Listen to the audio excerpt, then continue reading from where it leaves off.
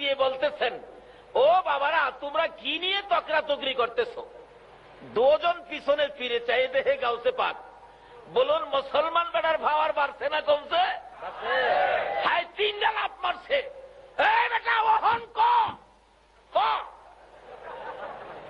আচ্ছা, গাউসে পাক পিছে থাকাতে মুসলমানের ভাওয়ার বাড়ছে না কমছে?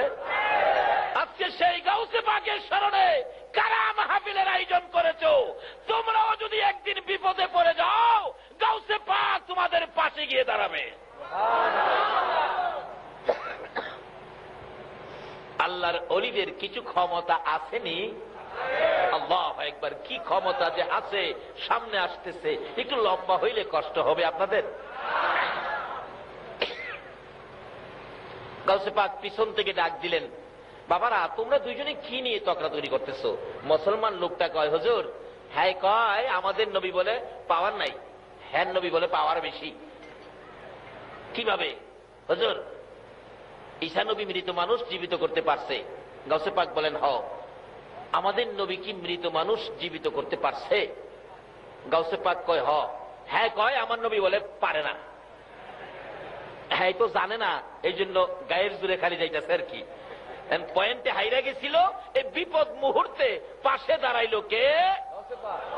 বলুন কে? এই সমস্ত ওলিদের পক্ষে থাকা দরকার আছে কিনা? শুধু দুনিয়ার বিপদ না তো, হাসরের বিপদেও দেখবেন আপনার পাশে দাঁড়াবে। গাউসে পাকের মতো একজন ওলি যদি আপনার পক্ষে থাকে, যার পক্ষে আপনারা বসে আছেন, আজকে যদি আপনারা গাউসে পাকের মহব্বতে বসে থাকেন, হাসরে দেখবেন আপনাদের পাশে গাউসে পাক।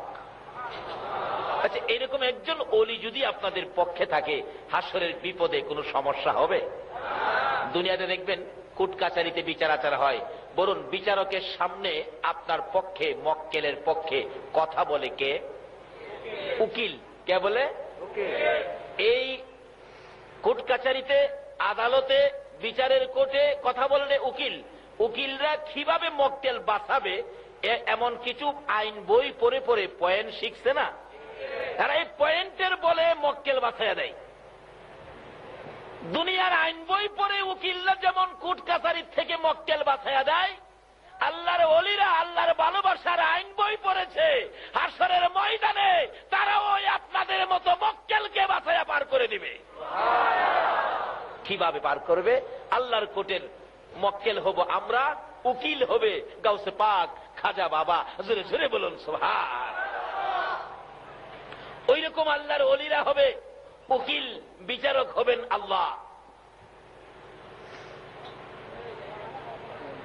যদি ওই রকম উকিল, ভালো উকিলের পক্ষে থাকেন, কি হইতে পারে বাস্তবে আসুন।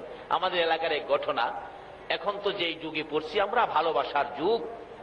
এক সুন্দরী মেয়ে, বড়লোকের মেয়ে, গরিবের ছেলে।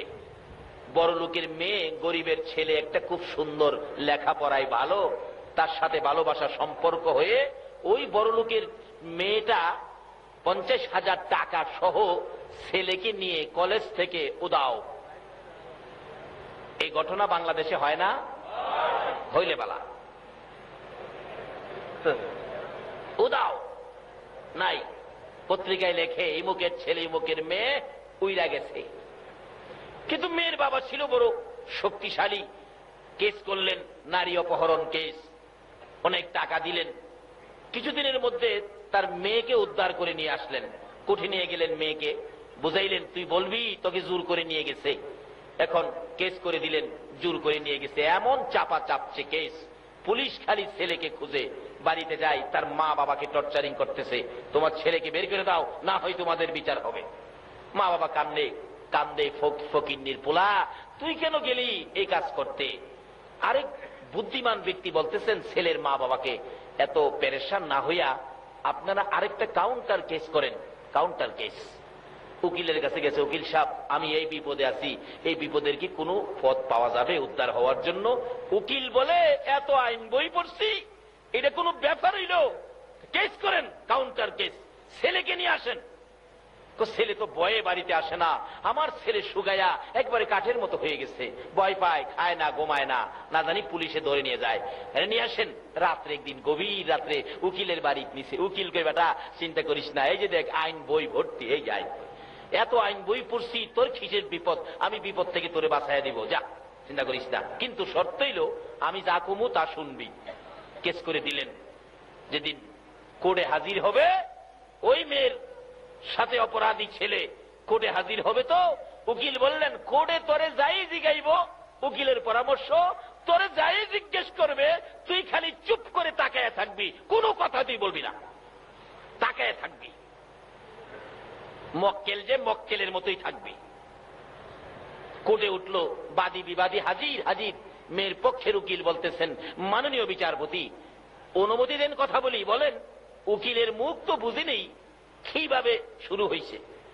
এই যদি হয় স্যার সামাজিক আচার আচরণ, যুবকেরা মেয়েদেরকে ধরে নিয়ে যাবে জোর করে ঘর থেকে, সংসার, এই সমাজ, এই দেশ কেমনে চলবে? মাননীয় আদালত, আপনারও তো মেয়ে আছে, কি হবে দেশ, কোথেকে যাচ্ছে? উকিলের মুখ একেবারে সাবান দিয়ে খইসা দইয়া ইস্তারি গিরে ফেলাইছে। অবশেষে ম্যাজিস্ট্রেট বলতেছেন, উকিল সাহেব থামেন, আমি দুইটা প্রশ্ন করি।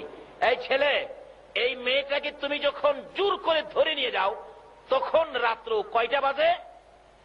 তার উকিলের পরামর্শ কি ছিল? চুপ করে থাকা, কথা বলিস না। চেয়েছি ম্যাজিস্ট্রেটের পাই, আরে বাবা রাত্র তখন কয়টা বাজে? উকিল খালি টনটন আওয়াজ করে, মানে কথা কইস না, যা কইছি তা শুনিস। বাবারে, বালা ওলির পিছনে গিয়া মক্কেল হয়ে যান, যা করে ওলিই করবো। আল্লাহু আকবার বলো। আজকে দুনিয়ার কোর্টে যদি মক্কেলকে পয়েন্টের খাতায় মক্কেল বানায়া উকিল কই কথা কইস না, যা বলতে হয় আমি ওই বলবো।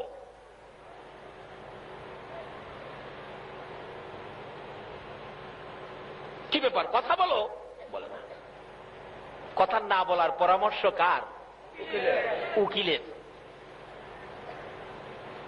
যখন তুমি মেয়েটাকে জোর করে নিয়ে যাও, তোমার সাথে কতজন লোক ছিল? দ্বিতীয় প্রশ্ন।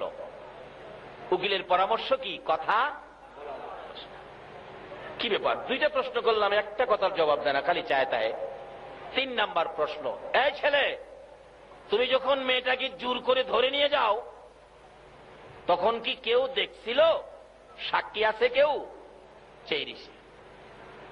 ম্যাজিস্ট্রেট জিগায়, উকিল সাহেব 24 বছর চাকরি হলো, এই মক্কেল তো পাইলাম না, এটা করতে নিয়ে আইছেন এই মক্কেল? 3টে প্রশ্ন করলাম, একটার জবাব দিল না, খালি চায়া থাকে। তার পক্ষের উকিল বলেন, মাননীয় বিচারপতি অনুমতি দিলে আমি কথা বলি। এবার ছেলে পক্ষের উকিল অনুমতি পাইছে। স্যার, এই ছেলেটা এত সুন্দর কথা বলতেন স্যার, মানুষ রেডিও বন্ধ করে তার কথা শুনতো, টিভি বন্ধ করে তার কথা শুনতো, কিন্তু আজকে ছেলেটার দিকে তাকাইলে স্যার মায়া লাগে, চোখে পানি আসে স্যার। এই মেয়েটাকে যেদিন ছেলেটা জোর করে টাইনা বাহির করে, মেয়েটা একটা চিল্লানি মারছিল, চিল্লানিতে তার কানের পর্দা ফাইটা গেছে। এখন কে কি বলে কিছুই শুনে না, শুধু তাকায়া থাকে স্যার। তার কষ্টের কথা আমার কষ্টে, আমার কথার মধ্যে এই কষ্টটা স্যার কি বলবো স্যার, এই দুঃখটা কার কাছে বলবো? ছেলেটার লাইফটা বরবাদ হয়ে গেছে তার চিল্লানিতে। মেয়েটা তো এই পাশে দাঁড়ানো। মেয়েটা বলেন, স্যার আল্লাহর কসম করে বলি আমি চিল্লানি দেই নাই। ছেলে পক্ষের উকিল বলেন, মাননীয় বিচারপতি আপনার পয়েন্টের খাতায় লেখুন, মেয়ে বলেছে চিল্লানি দেয় নাই, আপনার সামনে বলেছে, তাইলে জোর কইরা নেয় নাই। এবার ম্যাজিস্ট্রেট ডাকতেছে, এই কাজী সাহেবকে নিয়ে আসো, কাজী সাহেব। ম্যাজিস্ট্রেটের উপস্থিতিতে কাজী সাহেব এসে বিবাহ হয়ে গেল। বলুন, বিপদ বাড়লো না কমলো? এত বড় বিপদ থেকে বাঁচলো কারু সিলাই, আবার এই মেয়ের সাথে বিবাহ হইল কারু সিলাই। বলুন কার পরিচয়? সবাই যেন বললেন না। কোন নবী? আমাদের নবী। বলুন কার নবী? যে নবীর এক একজন উম্মতের মর্যাদা কত, আল্লাহ বলেন, বন্ধু তোমার একজন উম্মত পৃথিবীতে থাকতে এই পৃথিবীটা ধ্বংস হবে না। তোমার একজন উম্মত হাসরের জমিনে থাকতে আমি আল্লাহ জান্নাতের দরজা বন্ধ করব না। যেই নবীর উসিলায় সকল নবীর নবুয়তি, যেই নবীর উসিলায় আল্লাহর আরশ করছি, যেই নবীর উসিলায় 7 আসমান 7 জমিন, যেই নবীর উসিলায় নদী নালা বৃক্ষলতা পশু পাখি সকল সৃষ্টি, সে নবীর নাম হলো রাহমাতাল লিল আলামিন। আল্লাহ পাক সকল সৃষ্টির কাছে এই নবীর খবর পৌঁছে দিলেন, তোমাদের সকলের জন্য রহমত হলো এই নবী যার নাম আমি নিজে রেখেছি রাহমাতাল লিল আলামিন। সকলের জন্য যিনি রহমত, শুধু আমাদের জন্য নয়, পশু পাখির জন্য নবী রহমত, ভাগ ভাল্লুকের জন্য, চন্দ্র সূর্যের জন্য। কিন্তু আমরা তো নবীরে চিনি না। চন্দ্র সূর্য নবীকে চিনতে ভুল করে নাই, ভাগ ভাল্লুক নবীকে চিনতে ভুল করে নাই, গাছ গাছরা নবীকে চিনতে ভুল করে নাই। এই নবীর উম্মত যদি হতে পারেন, আপনার ভাগ্যে কি আসবে দেখুন না। যে মিম্বরে দাঁড়াইয়া খুতবা দিতেন, মিম্বর পাকা হওয়ার আগে একটা শুকনা খেজুরের গাছ, শুকনা মৃত শুকনা খেজুরের গাছ মাটির মধ্যে গাইরা এর মধ্যে হেলান দিয়ে জুমার দিন খুতবা দিতেন। মিম্বর যখন পাকা হয়ে গেল, গাছটা উঠায় ফেলে দিল। নবীজি জুমার দিন খুতবা দিবেন, কে যেন হাও মাও করে কাঁদতেছেন। রাসূল বলেন, কাঁদে কে? সাহাবীরা বলেন, ইয়া রাসূলুল্লাহ, আমরা তো কেউ কাঁদি না, আমার কানে কান্নার আওয়াজ আসতেছে, তোমরা তালাশ করো। সাহাবীরা দেখে ওই শুকনা মৃত খেজুরের গাছটা কাঁদতেছে। মৃত শুকনা গাছ কান্দে কোন নবীর জন্য? যেই নবী হলো রাহমাতাল লিল আলামিন।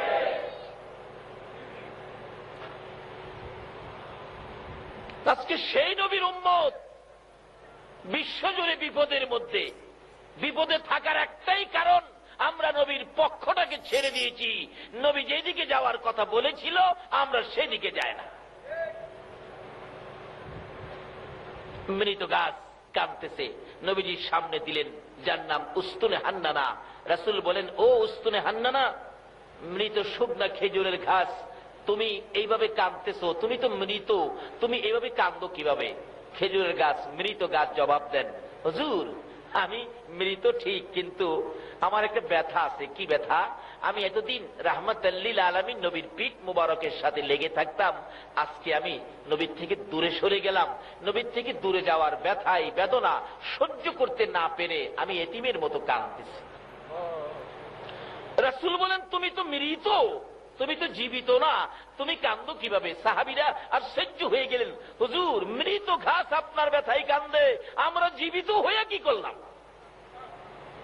আরে উস্তুনে হান্নানা, কান্দিস না, তোর কান্না শুনে আমি নবীর মায়া হয়ে গেছে, দয়া হয়ে গেছে, আর কান্দিস না রে উস্তুনে হান্নানা, আমি তো সকলের জন্য রহমত, আমি নবী তোর জন্য দোয়া করে দেই, তুই একটা জীবিত খেজুরের গাছ হয়ে যাবে। বলুন, আমাদের নবী দোয়া করলে মৃত গাছ জীবিত হইতে পারেনি।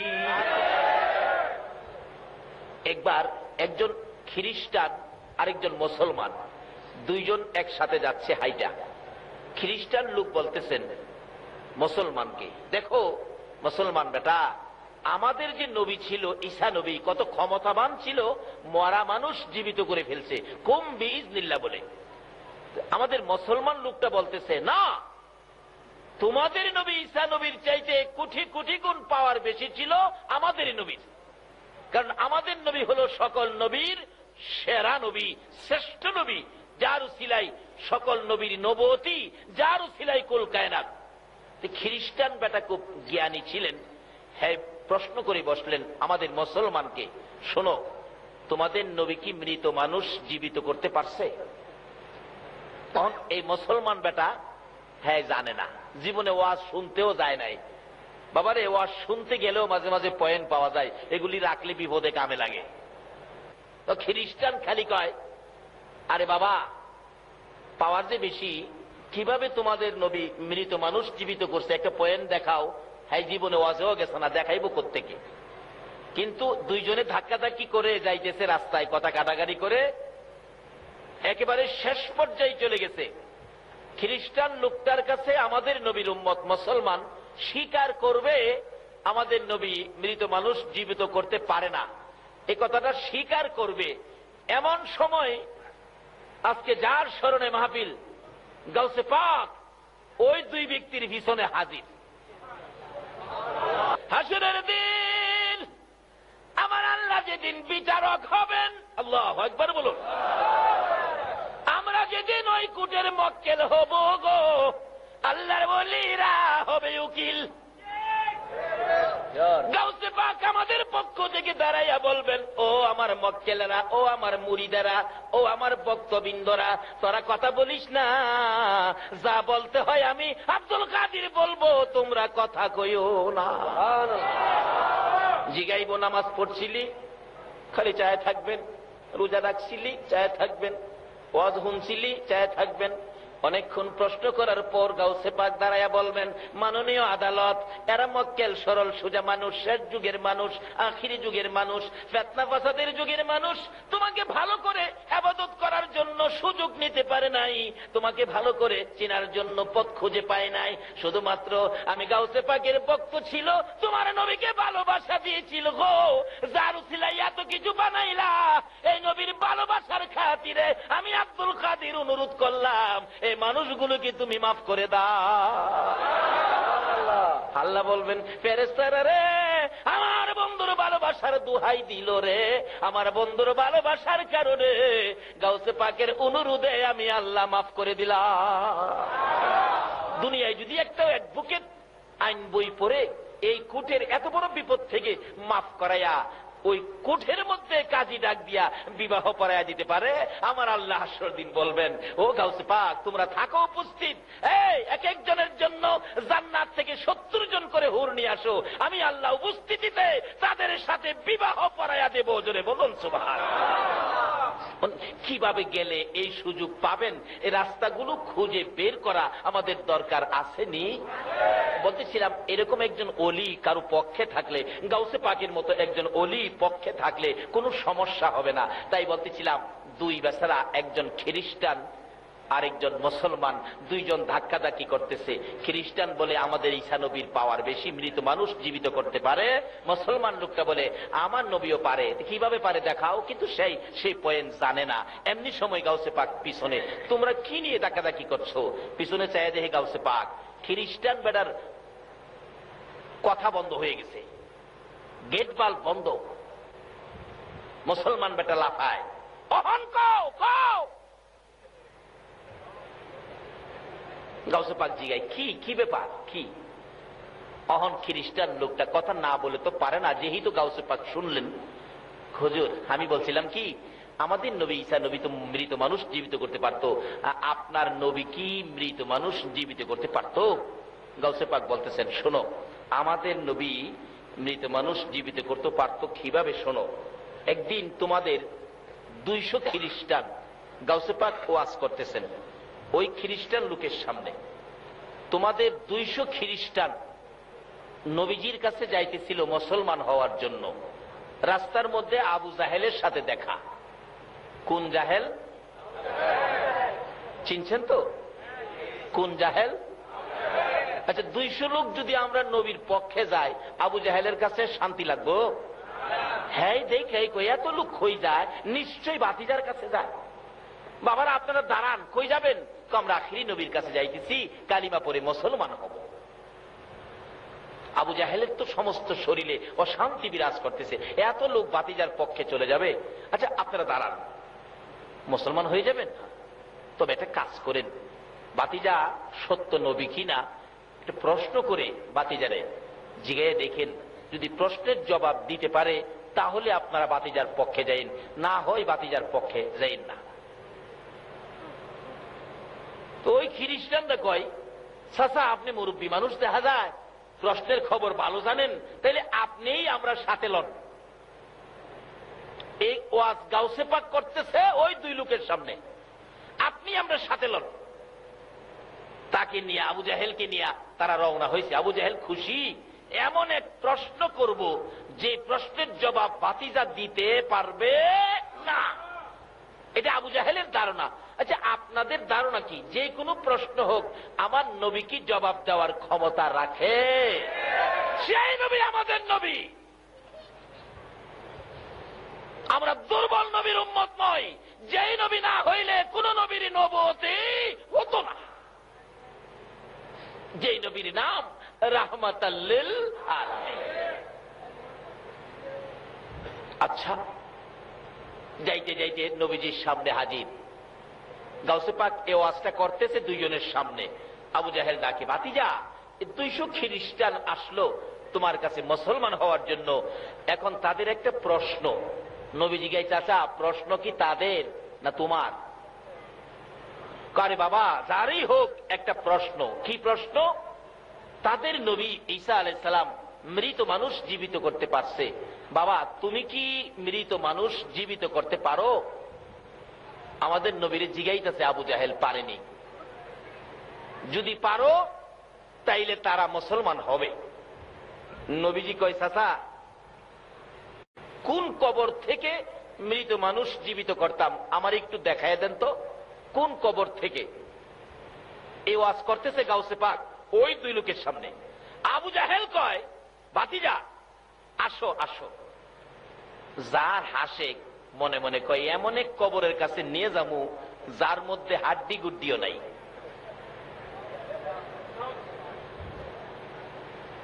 একেবারে মুসা নবীর আমলের এক কবর। খুই মুসা নবীর আমলের এক কবরস্থানের পাশে গিয়া বলতেছে, ভাতিজা এই কবরটা থেকে মৃত মানুষ জীবিত করো। আচ্ছা, আবু জাহেলের ধারণা হাড্ডিও নাই, কোত্থেকে হবে? আচ্ছা, আপনাদের ধারণা কি? না থাকুক হাড্ডি, আমাদের নবী ডাক দিলে মানুষকে আসবে? আমাদের নবী আঙ্গুল ইশারা করলে আকাশের চাঁদ জানি কি হয়? বলুন কি হয়? আঙ্গুল ইশারাই আকাশের চাঁদ 2 টুকরা হয়। আর এখানে ডাক দিলে কি উঠবে না? আবু জাহেল কয়, এই কবরটা থেকে। আমার নবী কবরের পাশে দাঁড়ায় বলতেছেন, এই কবরে তোমরা কে? এই কবরে কে আছো? উঠো তো, উঠো। নবী ডাক দিতে দেরি ওই মুসা নবীর আমলের যে ব্যক্তি এখানে শায়িত ছিলেন, বিরাট বড় এক ব্যক্তি, কালা ছাই হয়ে গেছে, আস্তে আস্তে উঠতেছে, বড় বড় চোখ। দেখে কমর পর্যন্ত বাহির হলে হাতের মধ্যে 2টা আগুনের করতাল, দাও দাও করতেছে আগুনগুলো। আমার নবী তো দয়ার নবী, ওই মুসা নবীর উম্মতকে দেখে বলতেছেন, বাবা তোমার এত কষ্ট কি ব্যাপার? ওই লোকটা জবাব দেন, আল্লাহর নবী গো, আমার কপাল ভালো, আমার ভাগ্য ভালো, আপনার সাক্ষাৎ আমি পেয়েছি। হুজুর আমার বুঝি ভাগ্য খুলে গেছে গো, রাহমাতাল লিল আলামিনের দেখা পেয়েছি। হুজুর আমি অপরাধী, দুনিয়ার জমিনে করতাল বাজায়া গান গাইতাম, দুনিয়ার জমিনে এই করতাল বাজাইয়া গান গাওয়ার অপরাধে গো কবরে আসার পর আমাকে আগুনের করতাল হাতে লাগাইয়া দিল। এই আগুনের তাপে আমার সারাটা দেহ পড়তে পড়তে কয়লার মতো ছাই ছাই হয়ে গেছি। হুজুর আর মানে না, ধৈর্য আর কোলায় না। আমার নবী বলেন, বাবারে তোমার কষ্ট দেখে আমার বড় মায়া হয়ে গেছে। আমাদের নবী হইল গো মায়ার নবী। এ তো মায়ার নবী রে। আবু জাহেল জীবনে কত কষ্ট দিয়েছে গো। আমার নবীরে এমন এক পর্যায়ে নিয়ে গেছিল, একবার গর্ত করে আবু জাহেল চাইছিল গর্তের মধ্যে ফালাইয়া আমার নবীরে জীবনের বিদায় করে দিবে। নাউজুবিল্লাহ বলো। জীবনে যত সুযোগ কষ্টের জন্য ছিল সকল সুযোগগুলো আবু জাহেল আমার নবীর বেলায় কাজে লাগাইছে। আবু জাহেল একদিন গভীর রজনীতে আমার নবী আবু জাহেলের ঘরের দরজায় রাত্রে 12টার থেকে 12:30টার দিকে আবু জাহেলের ঘরের দরজায় দাঁড়াইয়া ডাকতেছে, চাচা চাচা গো, ও চাচা দরজাটা খুলো। আবু জাহেল বলেন, এত রাত্রে এত সুন্দর করে চাচা কইয়া কে ডাকে রে, আমার কলিজা ঠান্ডা করে দিল। আবু জাহেল দরজাটা খুললেন, দরজা খুলে দেখে একটা পূর্ণিমার চাঁদ উদয় হইয়া রইছে। ভাতিজা তুমি এত রাত্রে কি ব্যথা লইয়া আমাকে ডাকলা, কোন দুঃখে আমার ঘরের দুয়ারে আসলা? আমার নবী দুইটা চোখের পানি জর্জর করে ছেড়ে ছেড়ে কান্দে, চাচা গো, আমার মা নাই গো, আমার বাবা নাই গো, আরবের লোকেরা, আরবের যুবকেরা, আরবের ছেলেরা আমারে কষ্ট দেয় গো চাচা। এই বুক ভর্তি ব্যথা লইয়া বিছানায় শুয়ে শুয়ে কান্দি, কার কাছে ব্যথাগুলো বলবো? নাই আমার মা গো, নাই আমার বাবা। চাচা একটা ব্যথা আপনার কাছে নিয়ে আসছি, আপনি যদি আমার ব্যথাটা শুনে আমি আবার আপনি যদি আমার পক্ষে আসেন গো, আমি নবী বড় খুশি হব গো চাচা। কি ব্যথা ভাতিজা বলো? চাচা আপনি যদি কালিমাটা পড়ে আমার পক্ষে আসেন, আমার আর কেউ গালি দিবে না, কেউ কষ্ট দিবে না, দুঃখ দিবে না। নিষ্ঠুর পাষাণ আবু জাহেল বলতেছে, তুমি দাঁড়াও আমি আসতেছি। আমার নবী অপেক্ষায় আছেন, চাচা বুঝি আসবেন। নিষ্ঠুর পাষাণ আবু জাহেল ঘরের ভিতরে যাইয়া রে লাল রঙের একটা চাবুক বাহির করে হাতটা পিছনে রেখে আমার নবীর সামনে দাঁড়াইয়া আবারও প্রশ্ন করেন, ভাতিজা কেন আসছো আবার বলো? নবী বলেন, চাচা গো, আমার মা নাই গো, বাবা নাই গো, মনে বড় দুঃখ নিয়ে আসলাম, লোকেরা আমারে কষ্ট দেয়, গালি দেয়, ধাক্কা দেয়। তুমি যদি কালিমাটা পরে আমার পক্ষে আসো, আর বুঝি আমারে কেউ ধাক্কা দিবে না। এই কথা বলতে দেরি রে নিষ্ঠুর পাষাণ আবু জাহেল, যে নবীর চেহারায় জীবনে কোনদিন মশা মাছি বসে নাই, ওই নবীর সুন্দর চেহারায় এত জোরে আঘাত শুরু করে দিল। এক একটা আঘাতে নবীজির চামড়া মুবারক ফাইটা সিটা সিটা রক্ত বাহির হইতেছে। ডান দিকের আঘাত হইলে বাম দিকে চাপায়া বাম হাতে চাপায়া ধরে, ডান দিকে আঘাতে বাম হাতে ধরে, বাম দিকের আঘাতে ডান হাতে ধরে গো। সমস্ত শরীর রক্তাক্ত হয়ে গেলেন, জামা কাপড় রক্ত মুবারকে লাল লাল হয়ে গেলেন। অবশেষে আরো যখন মারতে চায়, আমার নবী কান্দে, চাচা আর মাইরো না গো, আমার মা নাই, নাই গো চাচা, আমার বাবা নাই। দুইটা হাত বাড়াইলে হাতের উপর আঘাত করতেছিল। মার খাইয়া এতিম নবী, উম্মতের দরদি নবী জমিনে চিত হয়ে পড়ে গেছে, কথাও কয় না, দুইটা চোখে নবী তাকিয়ে আছে। আবু জাহেল বলেন, ভাতিজা বলো আর কোনদিন আমার বাড়ির সামনে আসবানি, আমি তোমাকে জীবনের শিক্ষা দিয়ে দিলাম। ফেরেশতারা কান্দে, প্রভু গো, ফেরেশতারা ডাকে, প্রভু তোমার বন্ধুকে এত মায়ের মারলো, তুমি একবার কিছু কইলা না। আমার আল্লাহ বলেন, ফেরেশতারা রে, আমি তাকিয়ে আছি, আমার বন্ধু নিয়ে একবার আমারে ডাক দেয়। আমার নবী এমন মায়ের খাইলেন, কিতাব লেখে বসতে পারে না, দাঁড়াইতেও পারে না, কিভাবে যাবে হুজরাই গো। কনি দিয়ে কর্নিং করে করে নবী হুজরার দিকে রওনা হলেন।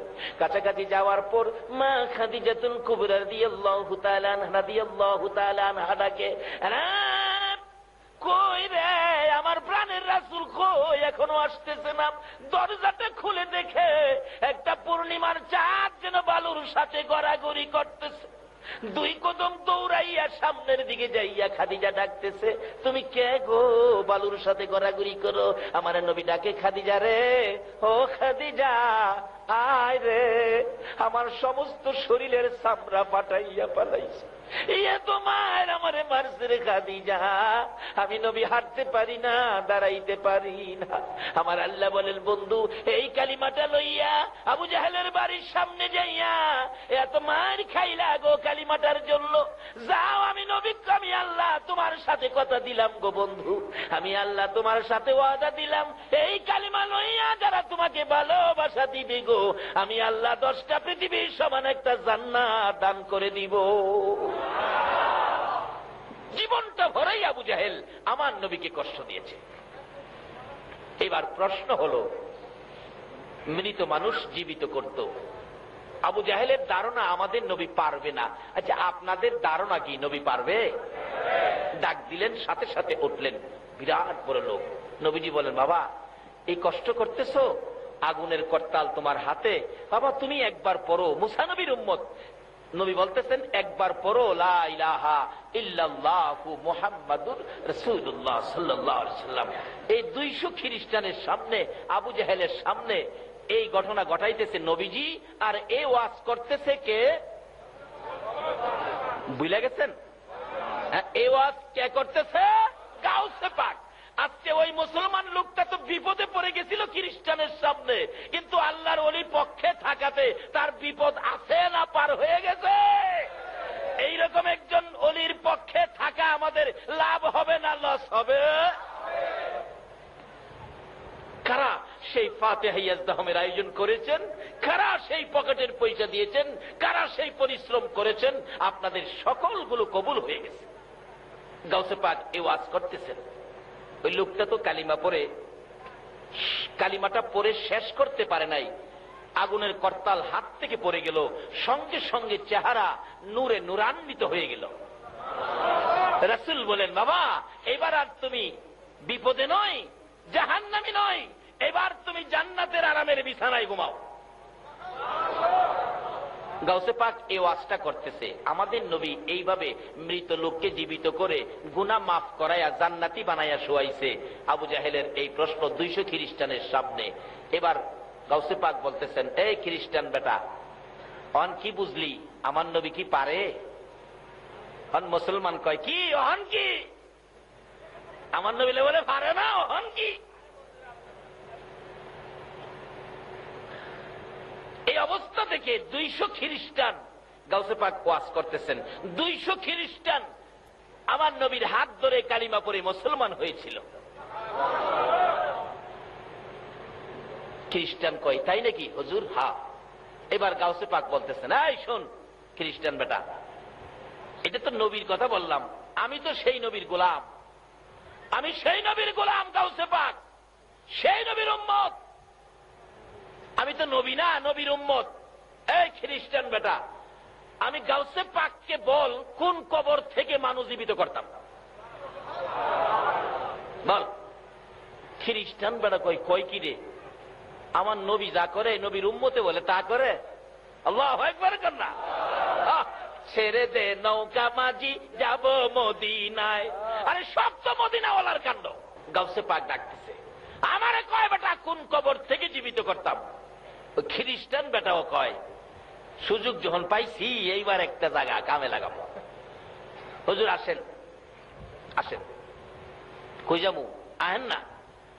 যাইতে যাইতে যাইতে যাইতে কয়েক গ্রাম পার হয়ে গেছে। হুজুর এই গ্রামে আমার বাড়ি, এই কবরটা এর থেকে একটা মানুষ জীবিত করেন তো। কিন্তু খ্রিস্টান লোকের মার কবর হলো এটা। সুযোগ যখন পাইছি মার সাথেই দেখা করি। আচ্ছা, মার জন্য কি মানুষের মায়া আছে না? মার জন্য যখন মায়া, মার সাথেই দেখা করি। গাউসে পাক ডাকতেছে, তোমার নবী ঈসা নবী জীবিত করত কুম বিইজনিল্লাহ বলে নবীর পাওয়ার দেখায় গাউসে পাক। আর দেখাবে না কেন? আমার নবী হাদিস শরীফে বলে গেছে, উলামা ও উম্মতি কা আম্বিয়ায়ে বনি ইসরাইল। নবী বলছেন, আমার উম্মতের উলামাগণের মর্যাদা হবে বনি ইসরাইলের সম্মানী পয়গাম্বরদের মতো। গাউসে পাক ডাকতেছে, তোমার নবী যে কথা বলে জীবিত করতেন আমি তাই বলি, কুম বিইজনিল্লাহ, আল্লাহর হুকুমে জিন্দা হও। এই কবরবাসী ওঠো। জীবিত হয়ে তার মা কবর থেকে বাহির হয়ে গেছে। মা চাই রয়েছে পোলার পাই, পোলা চাই রয়েছে মার পায়। মা চাই রয়েছে পোলার পাই, পোলা যে চাইছে আর কথা কয় না। কিছুক্ষণ চাওয়া চাওয়ির পর গাউসে পাক বলতেছেন, হে মা, তোমার জায়গায় তুমি চলে যাও। আবার চলে গেছে। এখন খ্রিস্টান লোক একবার কবর দিকে চায়, আবার গাউসে পাকের দিকে চায়। আরে গাউসে পাকের নাম জপিলে আল্লাহ পাওয়া যায়। বলুন, গাউসে পাকের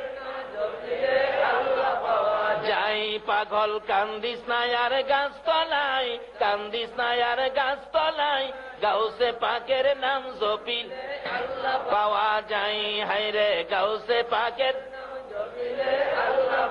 বাবার আসুন, আমরা তো সেই নবীর উম্মত, গাউসে পাক যেই নবীর উম্মত, আমরাও ঠিক সেই নবীর উম্মত। তবে আমরাও কিছু পাওয়ার অর্জন করতে পারি, সেজন্য আজকের মাহফিল। আসুন, গাউসে পাক যে কাজগুলি করছে আমরা যদি সেই কাজ করি, তাহলে কি আমাদের ভাবার কিছুটা বাড়তো না? গাউসে পাক কি করতেন, আমাদের কি করতে হবে? সামনে যাইতেছি, কষ্ট হইতেছে আপনাদের? তবে আগে চিনতে হবে নবীকে, যেই নবীর উম্মত হইলে গাউসে পাক হওয়া যায়। এটা ঈসা নবীর উম্মত নয়, মুসা নবীর উম্মত নয়, আদম নবীর উম্মত নয়। ওই নবীর উম্মত গাউসে পাক হইতে পারে যেই নবীর নাম হলো রাহমাতুল লিল আলামিন। ওই যে আমার আগের কথাই নবীজি বলতেছেন, উস্তুনে হান্নানা, কান্দিস না, আমি নবী তোর জন্য দোয়া করে দেই, তুই একটা জীবিত খেজুরের গাছ হয়ে যাবি। কথাটা খেয়াল আছে? উস্তুনে হান্নানা, মৃত শুকনা খেজুরের গাছ, ও খেজুরের গাছ তুই কান্দিস না, আমি রাসূল তোর জন্য দোয়া করে দিব, তুই একটা জীবিত খেজুরের গাছ হয়ে যাবি।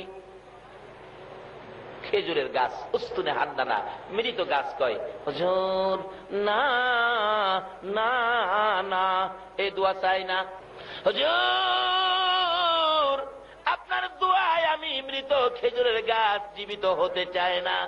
নবী বলেন, না না বলিস না, আমি নবী দোয়া করে দিলে কিয়ামত পর্যন্ত হায়াত পাবি। না না হুজুর, কিয়ামত পর্যন্ত হায়াত চাই না, এ গাছ হতে চাই না, না বলিস না। শোন, তোর মধ্যে 12 মাস খেজুর থাকবে।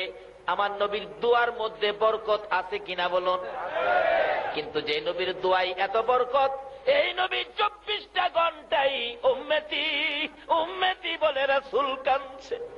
এখনো সোনার মদিনার রওজা পাকে কানটা লাগাইয়া শুনেন, আমার নবী রওজা পাকে শুয়া শুয়া একটুও ঘুমায় না। 24 ঘন্টাই নবী আপনার আমার জন্য কান্দে।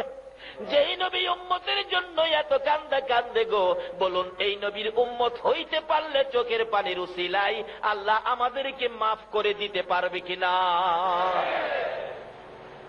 ডাকতেছে, হুজুর আমি বরকতের খেজুর হতে চায় না। নবীজি বলেন, না না করিস না, কিয়ামত পর্যন্ত তোর মধ্যে খেজুর থাকবে, এত বরকতের খেজুর হবে আমি নবীর দোয়ায়। সমস্ত পৃথিবীর উম্মতেরা তোর গাছের খেজুর নিয়ে খাবে, কিন্তু খায়া তাদের পেট ভরে যাবে, কিন্তু তোর খেজুর শেষ হবে না।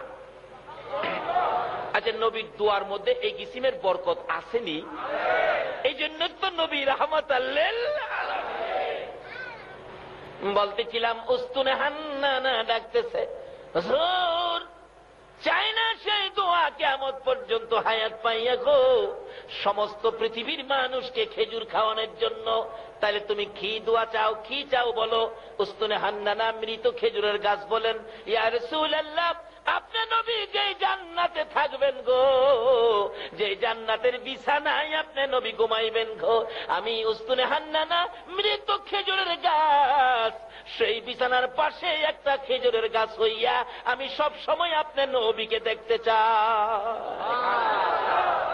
রাহমাতুল লিল আলামিন নবীকে গাছ গাছরাই চিনে গো, উম্মত হইয়া নবী চিনলাম না। পশু পাখিরা চিনে, জঙ্গলার হরিণে চিনে। আল্লাহু আকবার বলো।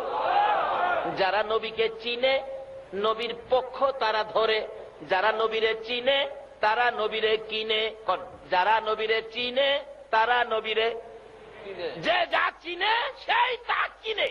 যারা গাউসে পাককে চিনেছে তারা ফাতিহা ইয়াজদাহম করেছে, যারা নবীকে চিনেছে ঈদে মিলাদুন নবী আয়োজন করেছে, যারা নবীরে চিনে নাই মিলাদুন নবীর আয়োজন। এই জাতের ব্যক্তি আছে না চিটাগাং? আছে আছে, তাই সহজ হয়ে গেল।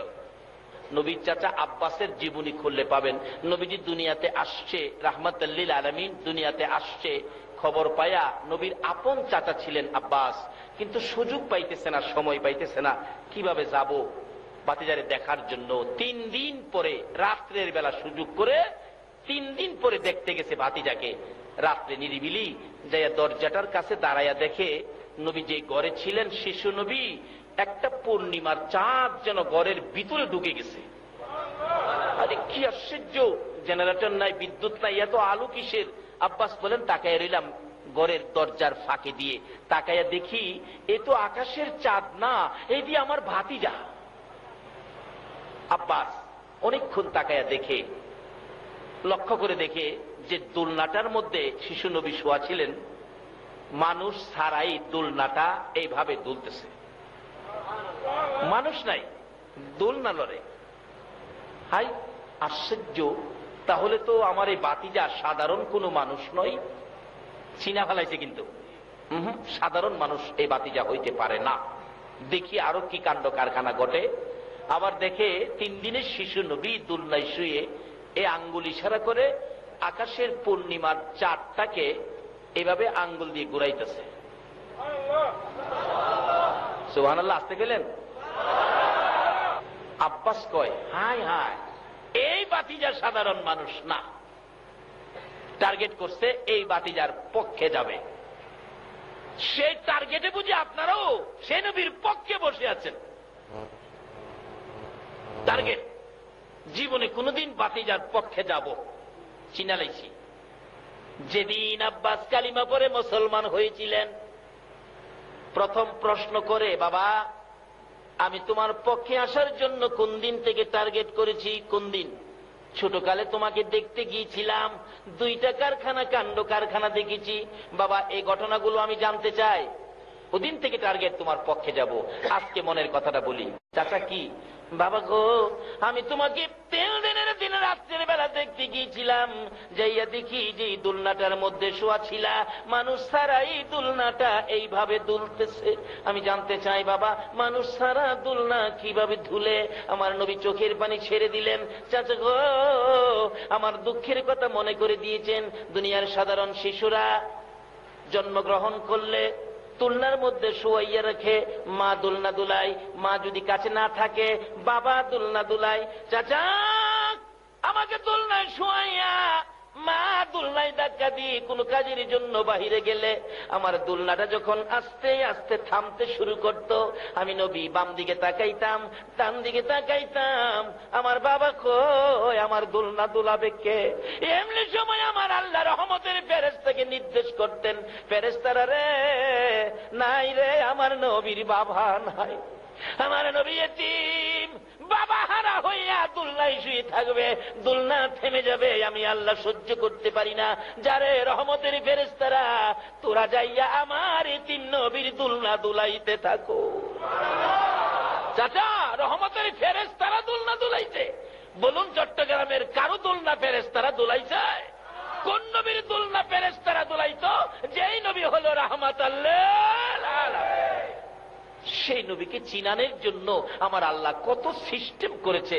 বাবারে, আগে নবী চিনেন তারপরে নামাজে যান, আগে নবী চিনেন তারপরে টুপি লাগান, আগে নবী চিনেন তারপরে দাড়ি রাখেন, কাজ হবে। নবী চিনেন না, দাড়ির কোনো দাম আছে? আছে। নবী চিনেন না, টুপির কোনো দাম, নবী মানেন না, নামাজের কোনো মূল্য নাই। আগে নবী চিনেন, নামাজে যান। কত মজা! নবী চিনে যারা নামাজে গেছে, সাহাবীদের জীবনী খুলুন, যারা নবী চিনে নামাজে দাঁড়াইছে, আল্লাহু আকবার, নামাজ পড়তেছে নবী চিনে, ও নবী চিনে, নবীর মহব্বত নিয়ে নামাজে দাঁড়াইছে। উড়ন্ত পাখিগুলি এসে কাদের মধ্যে বসে, মাথার মধ্যে বসে, কোন কোন পাখি মাথায় বসে পায়খানা করে দিছে। এটা কি মানুষ না কোনো গাছের খুঁটি? পাখিরা টের পায় না। কি নামাজ পড়ছে তারা! আর আমরা নামাজে দাঁড়াই, নবীর সাথে সম্পর্ক ভালো না, নামাজে দাঁড়াইছে, দেখবেন মশাই কামড় দিলে থাপ্পড় মাইরা চিল্লানি মারে, নামাজ পড়ার ডক নাই। নামাজও থাকেই কয় নামাজ পড়ার বলে ডক নাই। নবী চিনেছে যারা, তারা ছিল নামাজে খাড়া। আল্লাহু আকবার কর। আলিফ, যুদ্ধের ময়দানে পায়ের মধ্যে তীর লেগে গেছে, হাড্ডি সেট করে এদিক দিয়ে তীর ভেরিয়ে গেছে, মাগো মাগো কয়ে কান্দে। নবীজির কাছে গেলেন, নবী গো, হযরতে আলীর পায়ে তীর লেগেছে, হাড্ডির ভিতরে তীর ঢুকে গেল, খোলা যায় না। আমার নবী বলেন, সাহাবীরা রে, আমার আলীকে নামাজে যাইতে দাও। হযরতে আলী বলেন, আমি 2 রাকাত নামাজের নিয়ত করে নামাজে দাঁড়াইলাম। ওই নবীর আশিক, নবীর পাগল আলী নামাজে দাঁড়ানোর পর একজন সাহাবী আলীর পায়ের সাথে পাও লাগাইয়া হাতে ভালো করে ধরে তীরের আগার মধ্যে 2 দাঁত দিয়ে কামড় দিয়ে ডাট করে ধরে টাইনা টাইনা হাড্ডির ভিতর থেকে তীর খুলে নিল। নামাজ শেষে জিজ্ঞেস করা হলো, আলী রে, তোর পায়ের তীর খুলেছি, বল কতটুকুন ব্যথা পেয়েছো? হযরতে আলী বলেন, আল্লাহর কসম করে বলি, এই নামাজের মধ্যে তীর খুলেছ, পিঁপড়া কামড়ের ব্যথাও আমি আলী পাই না।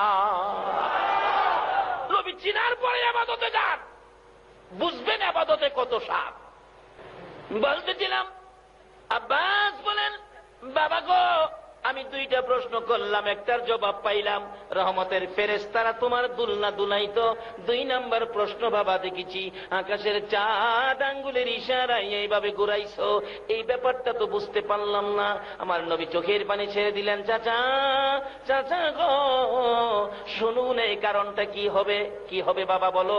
চাচা, দুনিয়ার সাধারণ শিশু জন্মগ্রহণ করলে বাবা আদর করে, মা মায়া করে, বাবা বাজার থেকে সন্তান খেলার জন্য ফুল কিনে আনে।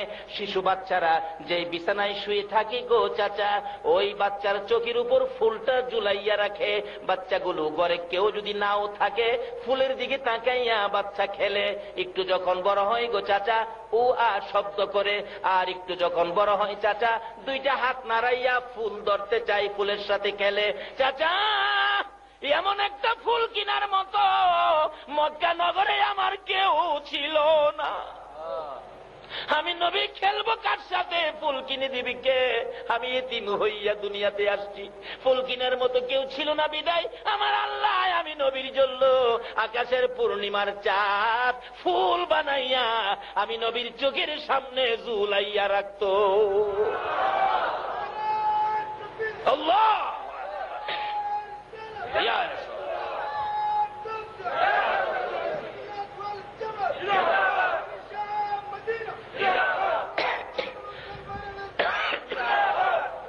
এবার এই নবীর উম্মত হইতে গেলে কোরআন শরীফে আরো কি বলেছে? এই নবীর উম্মতের উদ্দেশ্যে রাহমাতাল লিল আলামিন নবীর উম্মতের জন্য আরো ঘোষণা আসছে কোরআন শরীফে, কুল্লু নাফসিন যায়িকাতুল মাউত, সকল প্রাণী একদিন মৃত্যুর কোলে ঢলে পড়তে হবে। বলুন, আমরা আখিরি নবীর উম্মত, আমাদের কি মৃত্যুর কোলে ঢলে পড়তে হবে? আমাদের কি মরতে হবে? আচ্ছা, মরার পরে কই যাবেন? কই যাবেন? হে দেশটার নাম কি? এটা কি মরার পরে আপনার মহরাত থেকে আনোয়ারা যাবেন? মরার পরে কোন দেশে যাবেন? আচ্ছা, কবরে যে যাবেন, কবরের রিপোর্ট নিছেন নি? কবরের অবস্থা কি? কবরে যে যাইবেন, কবরের খবর তো নিলেন না। নবীর উম্মত নবীরে জিগাই, নবী গো কবরের খবর কি? নবী যদি বলে কবরের খবর, আপনারা মানতেন না? নবী বলছে, উম্মতেরা রে, এক একটা কবরের ভিতরে 99টা করে মারাত্মক বিষাক্তক সাপ দেওয়া হবে। রাসূল বলছেন, একটা সাপ যদি কবর থেকে মাথাটা বাহির করে একটু শ্বাস ফেলাইতো, এই সাপের শ্বাসটা এত কড়া অ্যাকশন, সমস্ত পৃথিবীর গাছ গাছরা পুড়ে ছাই ছাই হয়ে যাইত। এমন পুরাই পুরতো, কিয়ামত পর্যন্ত এই জমিনে আর গাছ চালাইত না। আচ্ছা, নবীর কথা সত্য নেই? এই বিপদের গড় কবরটা আমাদের সামনে আসেনি, কিন্তু এই বিপদ থেকে বাঁচার জন্য আপনারা কি চান? ওমা খলাকতুল জিন্না ওয়াল ইনসা ইল্লা লিয়াবুদুন। আল্লাহ বলবেন, আরে আমি মানুষ আর জিন জাতিকে বানাইছি আমার ইবাদতের জন্য। আল্লাহ ইবাদত, আমরা ইবাদতের জন্য বানাইছেন? লন ইবাদত করলে কি দিব জিগাই। আল্লাহ, আমরা ইবাদত করলে আপনি আমাদের কি দিবেন? তাও কইতেছে কোরআন শরীফে, ফাদখুলি ফি ইবাদি ওয়াদখুলি জান্নাতি। তোমরা আমার ইবাদতে ঢুকলে আমি তোমরা জান্নাতে ঢুকাবো। তোমরা আমার এই ইবাদত দিলে, আল্লাহ বলতেছেন, তোমরা আমার এই ইবাদত দিলে আমি তোমরা জান্নাত দেব। কত ভাগে ভাগ, কোন দলের কথা হইনা ইবাদত করলে বেহেশত পাইবেন, ফায়সালা দিছে আমার আল্লাহ।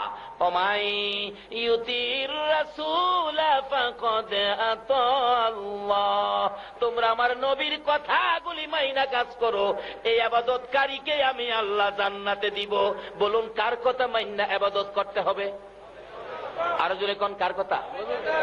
নবীর মধ্যে কোনো বেজাল, দলাদলি, হিংসা বিদ্বেষ। কবরের এই 99 সাপ, রাসূল বলছেন 99 সাপ কবরে দেওয়া হবে। এই সাপের বিপদ থেকে বাঁচার জন্য আপনার কাজ হলো, আল্লাহ বলেছে ওমাই ইউতির রাসূলা ফাকাদ আতাল্লাহ, তোমরা আমার রাসূলের কথাগুলি মানো। যদি এই রাসূলের কথা মানতে পারেন তাহলে আপনি জান্নাতি হবেন। কবরের মধ্যে কোনো বিপদ, কোনো সাপ আসতে পারবে না। নবীর জিগাই, নবী গো আমরা কিভাবে ইবাদত করতাম? নবীজি আপনাকে বলবে আসসালাতু মিফতাহুল জান্নাহ, নামাজ হইল বেহেশতের, কয় না নামাজ বেহেশতের। আচ্ছা, বাংলাদেশে এমন কোন নেতা নেত্রী আছে আপনারে বেহেশতের চাবিটা দিত? অথচ হেরার কথাই তো কত দৌড়াদৌড়ি করেন। আল্লাহ পাক শান্তির ভান্ডার বানিয়ে, শান্তির সাগর বানিয়ে পাঠাইলেন যেই নবীকে, এই নবী হলো রাহমাতাল লিল আলামিন। এই নবীর কথা মানেন, শান্তি পাবেন, রহমত পাবেন, সাহায্য পাবেন, বরকত পাবেন। আল্লাহু আকবার বলুন। এই নবীর পক্ষের এক ব্যক্তি কিতাবে আসছে, যার নাম হলো খালিদ বিন ওলীদ। একবার এক জালিম বাদশাহ এই নবীর বিরুদ্ধে যুদ্ধের ময়দানে সৈন্য প্রেরণ করলেন 60,000। বলুন কয় হাজার? জালিম বাদশাহ নবীজির বিরুদ্ধে সৈন্য পাঠাইলেন, মোতায়েন করলেন 60,000। আমার নবী বলতেছেন এই 60,000 সৈন্যের মোকাবেলা আমি নবী একজন পাঠাইতে চাই। 60,000-এর মোকাবেলা কে যাবে? একজন দাঁড়াইছে, হুজুর আমি যাব। রাসূল বলেন তুমি তুমি তুমি তুমি না, তুমি বসো। আরেকজন দাঁড়াইছে, হুজুর আমি যাব। 60,000-এর মোকাবেলায় যাইব একজন। রাসূল বলেন তুমি তুমি না, তুমি বসো। আরেকজন দাঁড়াইছে, যার নাম খালিদ বিন ওলীদ, তরবারিটা হাতে দাঁড়াইছে, ইয়া রাসূলুল্লাহ আমি যাব। রাসূল বলেন খালিদ ঠিক আছে। আমার নবী বলেন খালিদ রে, 60,000-এর মোকাবেলায় তরবারি লইয়া একা যাবি, সাহস কোত্থেকে পাইলি?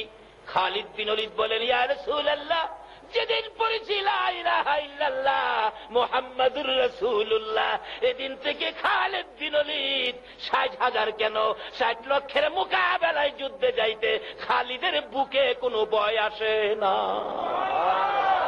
হুজুর আমি যাব, আমি আমি। যে যুদ্ধের সেনাপতি ছিলেন হযরত উবাইদা ইবনে জাররাহ রাদিয়াল্লাহু তাআলা। উবাইদা ইবনে জাররাহ বলে নবী গো একবারে খালিদকে একা না দিয়ে 60,000 তো 1000 পিছে একজন, আর 59 জন দেন, মোট 60 জন দেন, 1000 পিছে একজন। এই নবীর উম্মত 1000 পিছে একজন হইলেও খবর আছে, চিনলেন না তো নবীরে। আচ্ছা 1000 পিছে একজন, 60 জন পাঠাইলেন 60,000-এর মোকাবেলা। খালিদ বিন ওলীদের হাতে তরবারি, আগে যাচ্ছে, ময়দানে দাঁড়াইছে। ওই জালিম বাদশার পক্ষে সৈন্যরা কয় এ খালিদ কেন আইছো? 60,000-এর সামনে 60 জন, সালাদ বানাইলাম। খালিদ বিন ওলীদ কয় কে কারে সালাদ বানায়, শুরু হোক টের পাবি। বলুন খালিদের পক্ষে আছে কে? আল্লাহ। আর আছে কে? আল্লাহু আকবার বলুন। যার পক্ষে আল্লাহ আল্লাহ রাসূল আছে তার কি কোনো ভয় আছে? যুদ্ধ শুরু হবে।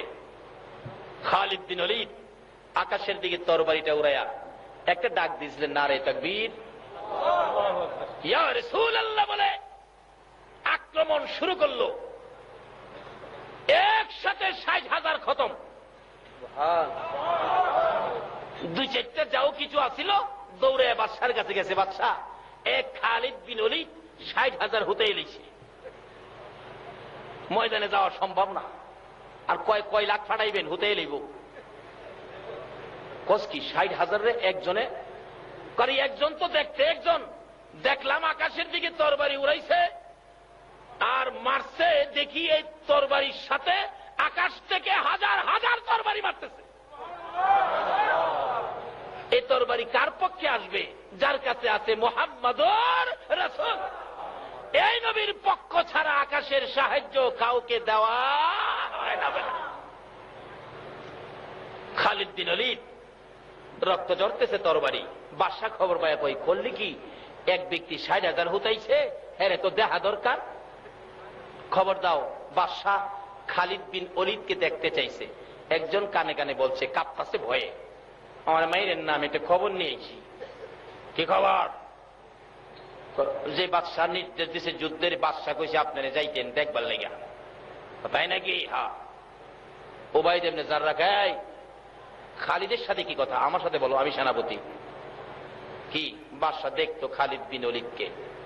সেনাপতি কয়, হ্যাঁ নিয়া মাইরা লাইতা। খালিদ বিন ওলীদ কয়, স্যার ভয় পায়েন না স্যার, খালিদের এখনো তরবারি রক্তে শুকায় নাই, এই তরবারি হাতে থাকতে, আল্লাহ আল্লাহ রাসূল পক্ষে থাকতে কেউ খালিদকে ক্ষতি করতে পারবে না। অনুমতি দেন আমি যাই। যাও খালিদ যাও। যায় দেখে বাদশার বাড়ির কাছে ৩ লক্ষ সৈন্য মোতায়েন করেছে, ৩ লক্ষ সৈন্যের মাঝখান দিয়া বাদশার কাছে যাওয়ার রাস্তা রাখছে। রাস্তাগুলো তরবারি দিয়ে গেট বানাইছে, 2টা তরবারি, 2 দিকে সৈন্যরা এভাবে দিছে, মাঝখানে গেট, অর্থাৎ ভিতরে ঢুকলেই কাইটা লইবি। খালিদ বিন ওলীদ গেছে ভিতরে ঢুকবো, দেখে যেইভাবে গেটটা বানাইছে মাথাটা একটু নত করে ঢুকতে হয়। খালিদ ডাকতেছে, তোমরা গেটটা একটু উঁচু করো, উঁচু করো, কারণ খালিদ বিন ওলীদ আখিরি নবীর উম্মত, আল্লাহ ছাড়া কারো কাছে মাথা নত করে না। কই না, এখানে ঢুকতে হবে, এভাবেই ঢুকতে হবে। খালিদ বিন ওলীদ লাত্তি শুরু করছে, 1-2 লাইতে হুতে এলেছে, বাকি চিলাচিলি করে দৌড়ছে। বাদশা সুবিধাই তো না, লাইতে হুতে এলেছি 150। এবার যাইতেছে যে বাদশার কাছে যাইতে 3টা গেট পার হইতে হয়, তরবারিটা হাতে রক্ত পড়তেছে টপ টপ করে। প্রথম গেটে গেছে, দারোয়ান জিগায় কাকে চায়, দারোয়ান জিগায় খালিদ বিন ওলীদকে কাকে চায়। খালিদ বিন ওলীদ তোর বাদশা বলে কইছে খালিদ বিন ওলীদরে দেখতো। কয় স্যার আপনি কি সে খালিদ ৬০,০০০ যে হুতাইলা? হ্যাঁ স্যার, আমার মাইরেন না জাঙ্গিয়া। 2 নাম্বার গেটও গেছে, প্রথম গেটে বাধা দিছে না, মনে হইলা ওই খালিদ বিন ওলীদ, আমি আর বাধা দিয়া জীবনটা দিয়া লাভ নাই, স্যার জানগা স্যার। 3 নাম্বার সিঁড়ি পার হয়ে গেছে, 3 নাম্বার সিঁড়ি। 3 নাম্বার গেট পার হয়ে যাওয়ার পর বাদশার কাছাকাছি একবারে খাস কামরায় গিয়ে বসছে। বাদশা যেখানে বসছে সামনাসামনি বসছে খালিদ বিন ওলীদ, একবারে বাদশার হাঁটুর সাথে হাঁটু লাগাইয়া বসে। বাদশা কয় তোমার নাম কি? কয় যারে দেখতে চাইছো সেই খালিদ। বাদশা কয় 3 লক্ষ সৈন্য কই রে? খালিদ কোন দিক দিয়ে আইলো? খালিদ বিন ওলীদ তরবারিটা এর গর্দানের মধ্যে নিয়ে লাগাইছে। 3 লক্ষ সৈন্য রে রাহস, তোরে শেষ করে এলাম। খালিদ 3 লক্ষ সৈন্যের গেরাওয়ের মধ্যে তুমি আমার গর্দানে তরবারি ধরছো, তোমার কি একটু ভয় নাই? এখন নির্দেশ দিলে তোমাকে 3 লক্ষ টুকরা করে ফেলবে। খালিদ বিন ওলীদ বলেন, হে বাদশা, সেই ভয় খালিদ করে না, খালিদের সঙ্গে আছে আল্লাহ, আল্লাহর রাসূল। খালিদ বিন ওলীদ দুনিয়ার কাউকে ভয় করে না, তোর 3 লক্ষ সৈন্যকে ডাক দেওয়ার আগেই তোকে শেষ করে দিব। বাদশা কয় খালিদ মারিস না, যে আল্লাহ যে রাসূল পক্ষে থাকলে 3 লক্ষ সৈন্যের ভয় থাকে না, আমাকে সে আল্লাহ, সে আল্লাহর রাসূলের পক্ষে আমারে কবুল করে দাও। আল্লাহুম্মা আমিন। রব্বানা যালামনা আনফুসানা ওয়া ইল্লাম তাগফির লানা ওয়া তারহামনা লানাকুনান্না মিনাল খাসিরিন। রব্বিরহামহুমা কামা রব্বায়ানি সগীরা। রব্বুল আলামিন জান্নাতের বাগানে বসে জান্নাতি মেহমান লইয়া আমি গুনাহগার তোমার শাহী দরবারে হাত বাড়াই। ছেলের নাম বাদশা, ওনার জন্য দোয়া করেন, বেশি অসুস্থ। মাবুদ, জানি না জীবনে আর কতদিন এইভাবে হাত বাড়াইতে পারবো, কবে জানি মৌতের চিঠি দিয়ে গো নিষ্ঠুর আজরাইল পাঠাইয়া দাও, কবে জানি এই 2টা হাত সাদা কাফনের ভিতরে ঢুকাইয়া দাও। ওই দিন আসার আগে তুমি যার প্রেমে সব বানাইছো আরশ কুরসি লৌহ কলম সাজাইছো, যার উপরে তুমি ফেরেশতাদেরকে নিয়ে দুরূদ ও সালাম প্রেরণ করো, ওই নবীর উপর দুরূদ ও সালাম মদিনা পাঠাইলাম গো আল্লাহ।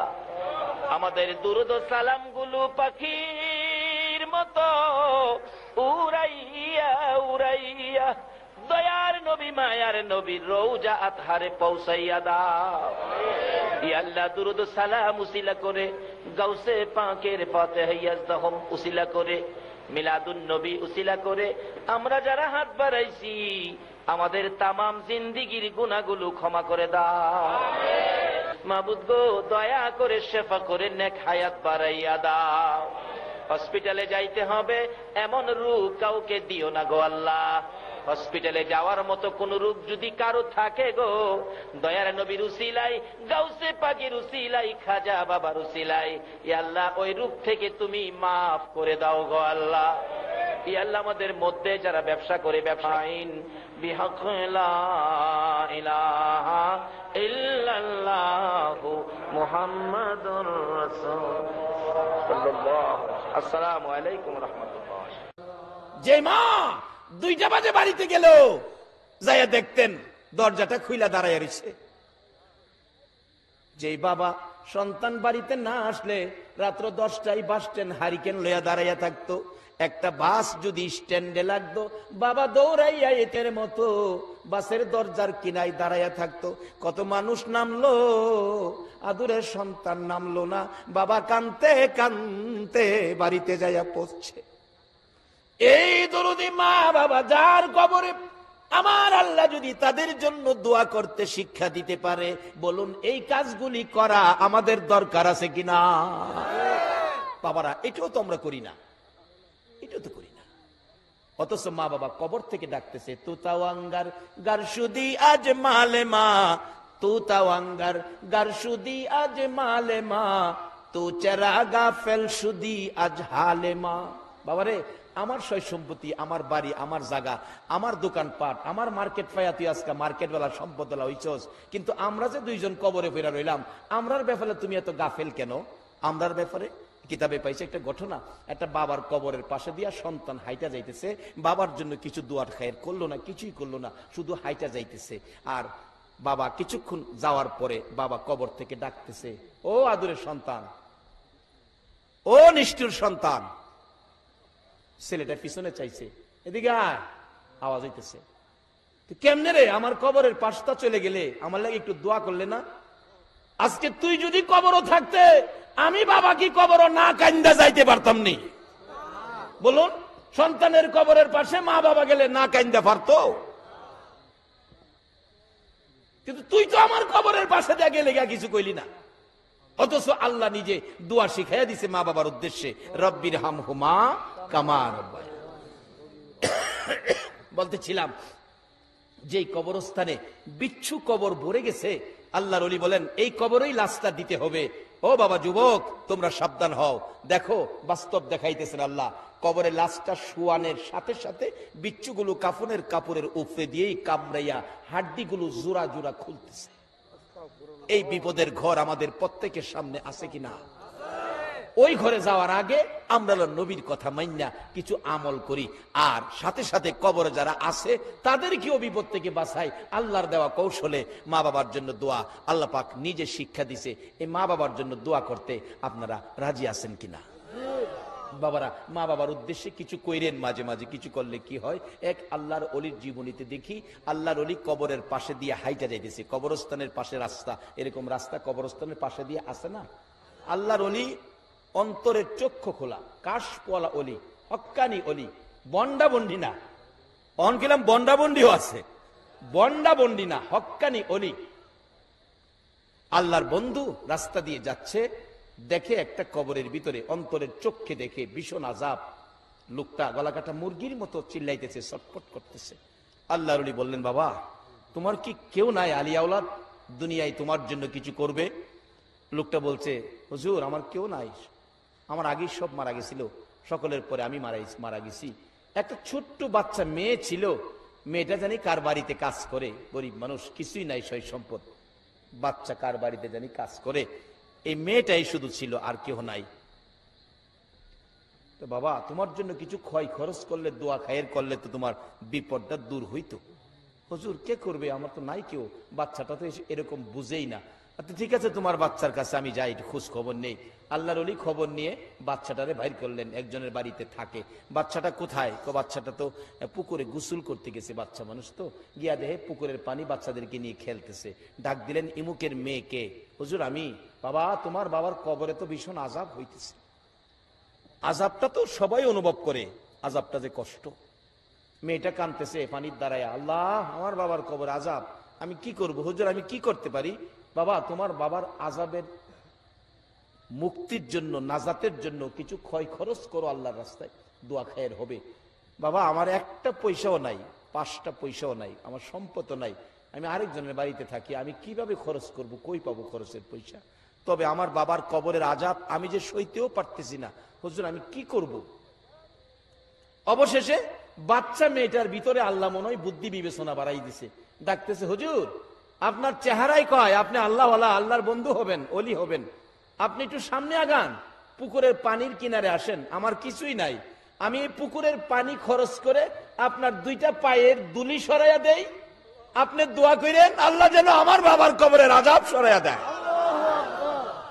এইভাবে মেয়েটা চোখের পানি ছেড়ে ছেড়ে কান্দে আর ডাকে, মাবুদ মাবুদ রে, আমার বাবার কবরে আযাব আমি কেমনে সইব গো, কিছুই নাই, খরচ করব বাবার জন্য, পুকুরের পানি খরচ করলাম।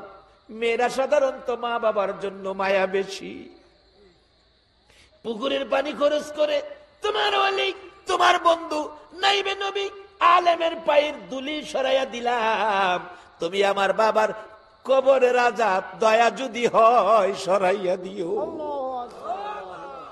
এই বলে কাজটুকুন করে দিলেন। পয়সা নাই, গরিব মানুষ, আর যদি পয়সা থাকে, পয়সা যদি মা বাবার জন্য রোহের মাগফিরাতের উদ্দেশ্যে খরচ করা হয়, যাদের সই সম্পদ পয়সা আছে, বলুন আমার আল্লাহ তার চেয়ে আরো বেশি কবুল করবে কিনা? অবশেষে দেখা গেল আল্লাহর ওলি এই পায়ের পানি লইয়া আবার ফিরে যাচ্ছে কবরের পাশে দিয়া, যাইয়া দেখে তার বাবা জান্নাতের ফুলের বিছানায় আরামে ঘুমাইতেছে। ডাক দিলেন, আল্লাহর ওলিরা রুহের সাথে কথা বলতে পারে, হ্যাঁ বাবা ওঠো, কি ব্যাপার, কিছুক্ষণ আগে তোমার আযাব ছিল, এখন তুমি জান্নাতের বিছানা। ওই লোক মুস্কি হাসি দিয়ে বলছে, হুজুর আপনি যখন আমার মেয়েটাকে তালাশ করে আমার দুঃখের কথা বলছেন, আর আমার মেয়েটা আমার কবরের আযাব সরানোর জন্য আপনার পায়ের দুলি পানি খরচ করে সরাইছে, এর বরকতে আল্লাহ আমার কবরের আযাব পরিষ্কার করে দিয়েছে। এই কবরে আমাদের অনেকের ময় মুরব্বী, বাপ চাচা বাপ দাদা আছে কিনা বলেন? অনেকের বংশধর কবরে চলে গেছে, আর আমরা দুনিয়াতে আছি। আমরা দুনিয়ার থেকে রাসূলের কথা মাইনা আমরা পরিষ্কার হব, যারা কবরে গেছে তাদের জন্য আমরা দোয়া করব। দোয়া কার জন্য, কি দোয়া করবেন, এই সবকিছু শিখাইছে আল্লাহ, কিন্তু এখন তো আমরা এগুলি করতে রাজি না, কবরের চিন্তা করতেও রাজি না, কবরে যে মা বাবা হইরা রয়েছে তাদের খবর নিতেও রাজি না, অথচ মা বাবা রুহানি ভাবে ধিক্কার দিতেছে। এই মা বাবার রুহানির ধিক্কার গুলো আইসা সন্তানের উপর বিপদ হয়। কি ধিক্কার দিতেছে? পুত্রে তুমি যখন ঢাকা পড়তা, 1 মাস পরে বাড়িতে আইতা, 1 মাসের পরে যদি 2টা দিন বেশি হইতো, আমি মা 2টা দিন ওই রাত্রে ঘুমাইছি না। আমার ছেলে কেন আইলো না? 3 দিনের দিন তোর বাপেরও শান্তি দিছি না, 2-4টা ভিডা বানাইয়া তোর বাপেরে ঢাকা ফাটাই দিছি, তোর খবর লইতো, ঢাকা ফাটাইয়া তোর খবর আনছি না হয়। আমি মা 3 রাত চোখের পানি বালিশ বিচ্ছে, আমার ঘুম হয়েছে না, কিন্তু আমরা যে বছরের পর বছর কবর পেরা রইলাম, আমরার খবরটা তো তুই একদিন দিলে না। এ মা বাবার খবর নেওয়া দরকার আছে নিও। কোন মা, আজকে তো সে মারে আমরা চিনি না। বাবারা একটা বাস্তব ঘটনা বলি, এটা কোরআন হাদিস না, আবার সহালুইটা আমার বিরুদ্ধে আন্দোলন করেন না। মৌলবী কইতে কই গেল, এটা কোরআন হাদিসও আছে, এমন কই না আছে আমি জানি, তবে কই না আমি আগে ফাইসালা করে লইছি, কোরআন হাদিস না, আপনার হাজার হাজার মানুষ সাক্ষী, আমি আগে ফাইসালা করে লইছি, এরপরে যেটা কইব মনে করবেন হেলা বেজাল। বাস্তবতার থেকে বলছি, কোরআন হাদিস না। এক বেচারা ধনী মানুষ, ছেলেরা বড় বড় অফিসার, মার্শাল্লাহ ঢাকায় থাকে, চাকরি বাকরি কইরা এমনে হেমনে আছে না। এক বেচার এক ফুলা 7,000 টাকা মাসে বেতন পায়, 12,000 টাকা বাসা ভাড়া দেয়। বাবা গ্রামের বাড়িতে সরল মানুষ তো, বইয়া গপ্প করে, আমার ফুলা 7,000 টাকা চাকরি করে, 12,000 টাকা বাসা ভাড়া দেয়, 25,000 টাকা মাসে আমারে দেয়। তো আরেকজন জ্ঞানী লোক জিগাই চাচা তো এইটা পাহা কই, বেতন 7,000 বাহিতা আনে করতে, আমাদের ফুলাই কি চুরি করে? কয় না না না না করতে পা, কয় উফরি আছে, উফরি উফরি আছে। যাই হোক, উফরি টুফরি এমনি এমনি কোটি কোটি টাকার মালিক, বাবারে গ্রামের বাড়িতে বড় লোক বানায় দিছে, রাজকীয় পরিবেশে বাড়িঘর জমি জামা কিনা বা বইরে লাইছে।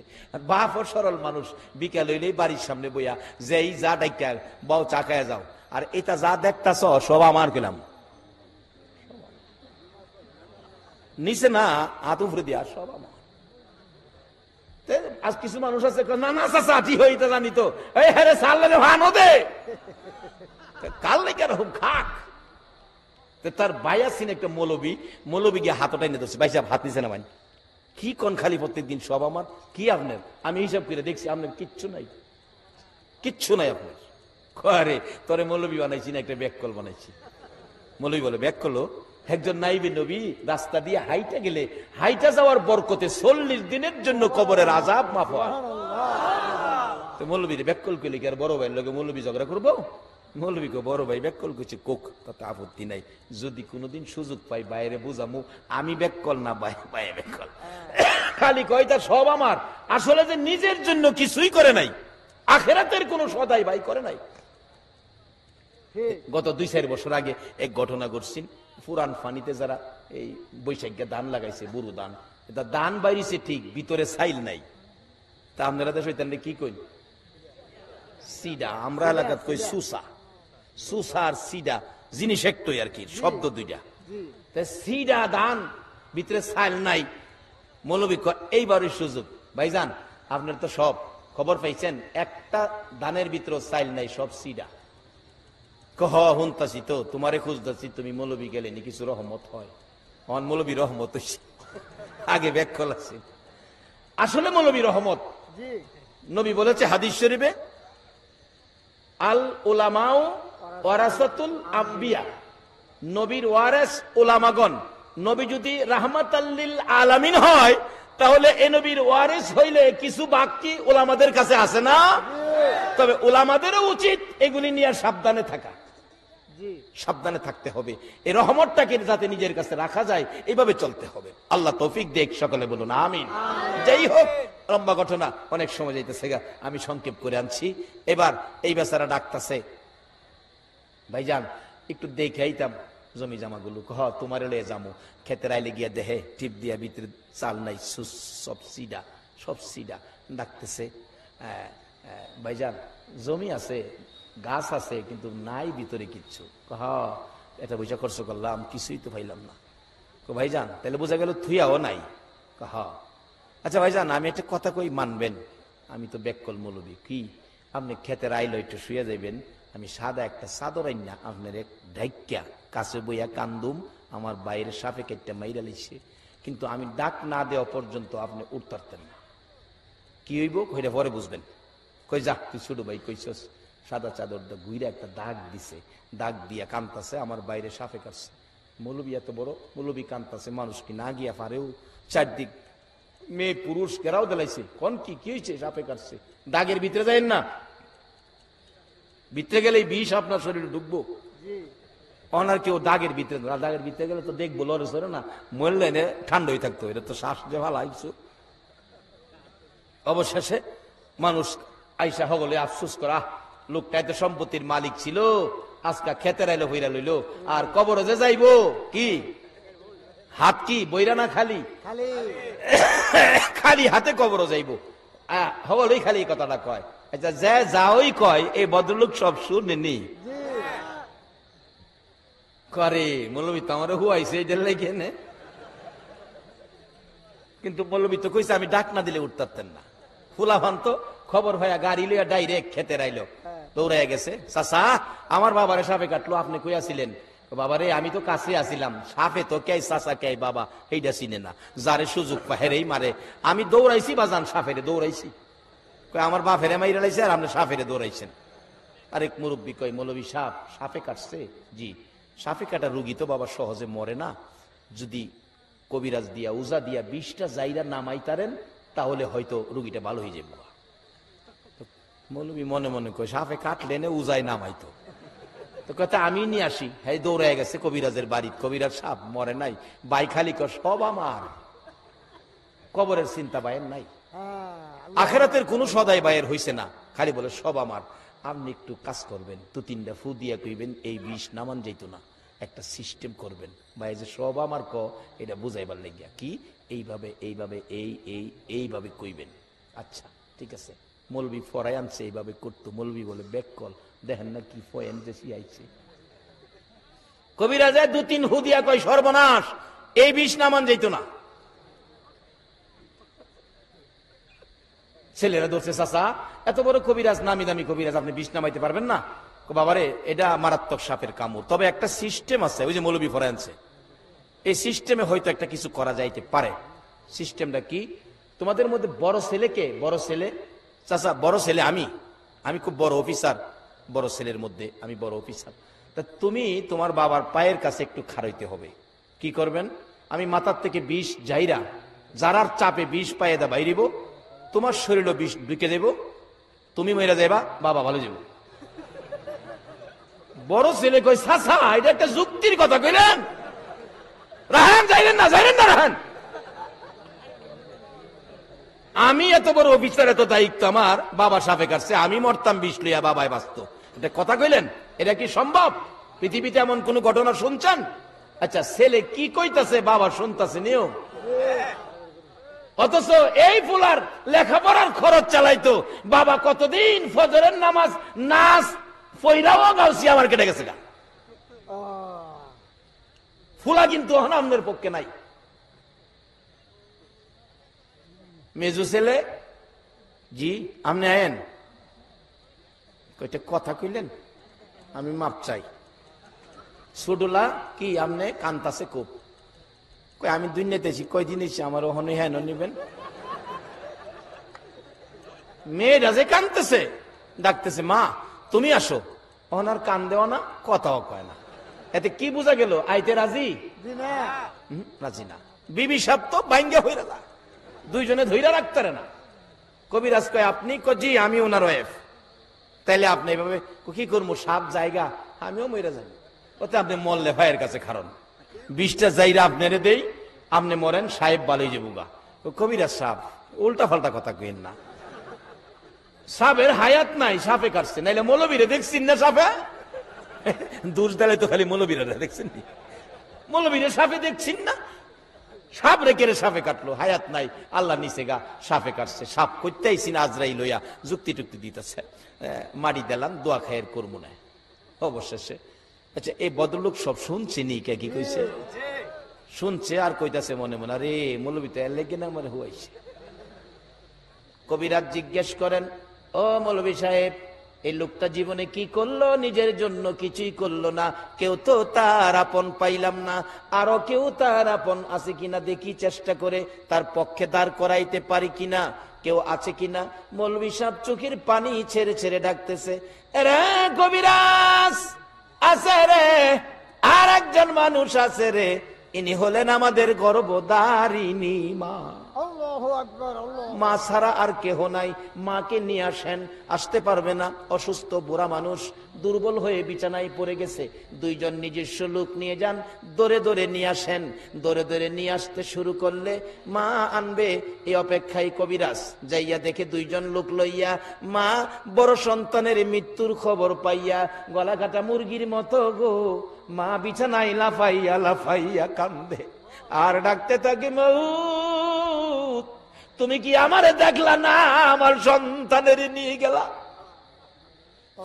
এমন দরদ বলুন মার সন্তানের জন্য আছে কিনা? কিন্তু এই মা যে কবরস্থানে ঘুমাইয়া রইল, বৎসরের পর বৎসর গেল, একদিন তো কেহ মার খবর নিলেন না।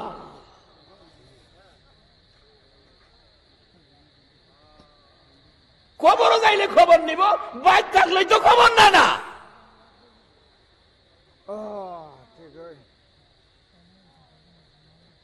বাবা সব দাবি আদায় হবে, কিছু কাজ আছে করেন। নবীজি বলছে এই কাজগুলি করেন। যাই হোক, এবার সংক্ষেপ করে আনছি। দেখা গেল মার কাছে যায়, দেখে মা লাফায়া লাফায়া কাঁদতেছে। মা গো মা মৌলবি ডাহে, তোমার ছেলে ভালো হবে তো, তোমার যাইতে হইব। মা বাবা আমি গেলে ভালো হইব, আমি কেমনে যাবো, আমি তো যাইতে পারি না। দুইজনে দৌড়ে দৌড়ে নিয়ে রওনা হয়েছে। কাছাকাছি গেলে দূর থেকে হাত বাড়ায় ডাক মারছে, কবিরাজ রে বাবা যাইস না, আমি মা আইতাছি। কে আইতাছে? কে? আল্লাহু আকবার। কবিরাজ যাইস না, আমি মা আইতাছি। বাড়ির দিকে লক্ষ্য করে দেখো না গো, এই মা জানি কার দুনিয়ায় নাই। যে মা সন্তান 2টা বাজে বাড়িতে গিয়াও দেখছি দরজাটা খুইলা দাঁড়াইয়া থাকতো। বাড়ির দিকে তাকাইয়া দেখো এই দরজা কার জানি চিরতরে বন্ধ হইয়া রইছে। আমি মা আইতাছি, আপনি মা লাগেন? হ বাবা, আপনি ছেলে ভালো হবে। কবিরাজ কইতেছে শর্ত হলো আপনি মা পায়ের কাছে একটু দাঁড়াবেন, আমি বিষ যাইরা পায়ে দিয়া বাইর করবো, এই বিষ আপনার উপরে ডুববে, আপনি পরে মরে যাবেন, আপনার ছেলেটা ভালো হবে।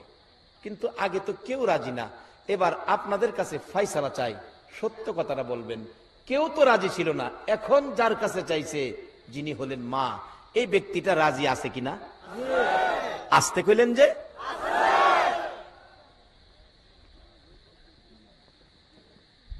বিষ যাইরা আপনার উপরে দিব, আপনি মা মরে যাবেন, ছেলেটা ভালো হয়ে যাবে। একটা চিৎকার মারছে মা, কবিরাজ আমি মা রাজি আছি রে। এই মা বাবার জন্য কিছু করা বলুন দরকার আছে কিনা?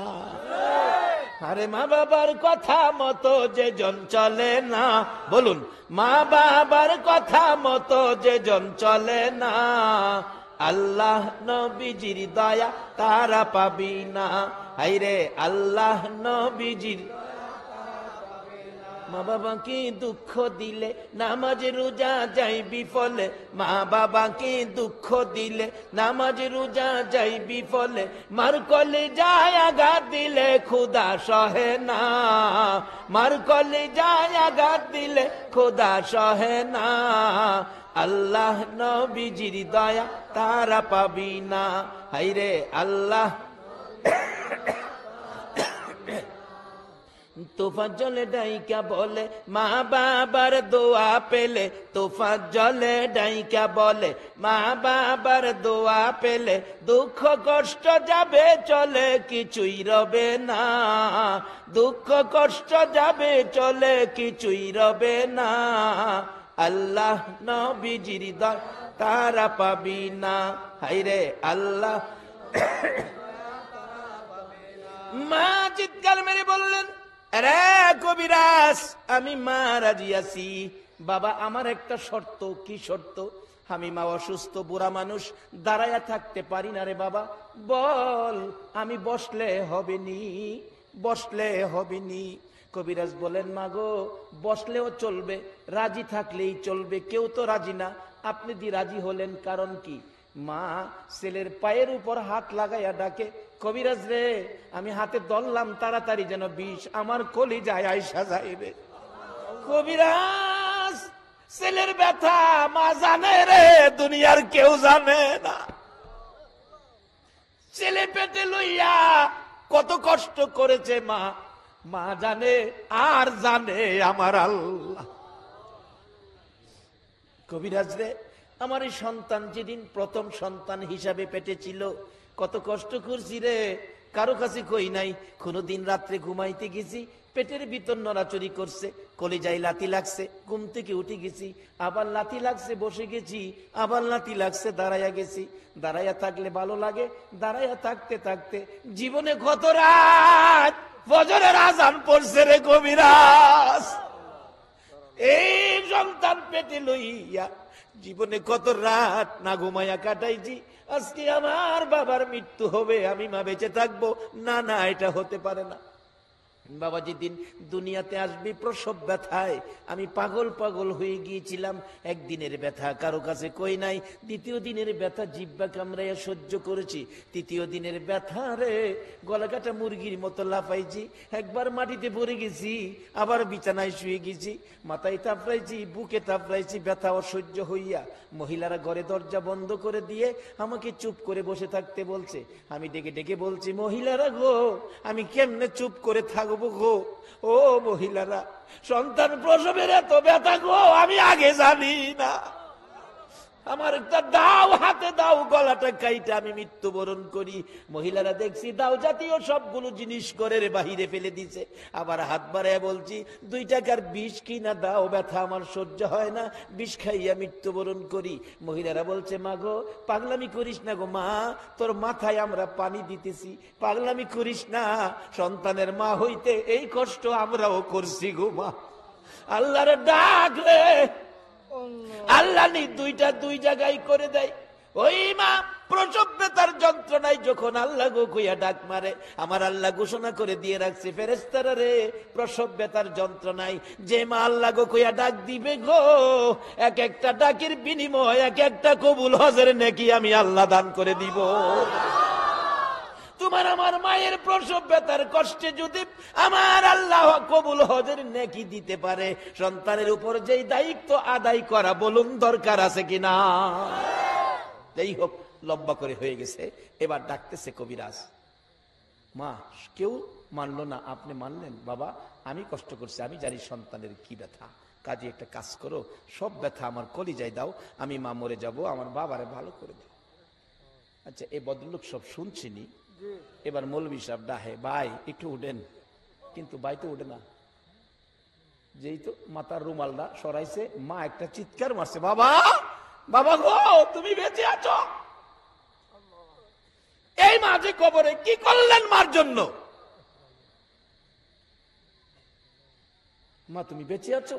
হ বাবা বেঁচে আছি। বড় ভাই উঠেন, দেখে কানতে কানতে চোখের পানিতে মাটি ভিজতেছে। মৌলভীজিকে ভাইজান অহন কান্দেন কেড়ে, এবার কন, অতদিন তো কইতেন সব আমার, এবার কন আপনার কি আছে? বাইরে আমার কিচ্ছু নাই, আমার কিচ্ছু নাই। এটান্ডে ক আমার চোখের সামনে যাইতো, কিছু আপন থাকলে একমাত্র আমার মা ওই আছে, আর কেউ আপন নাই, মাই আমার আপন।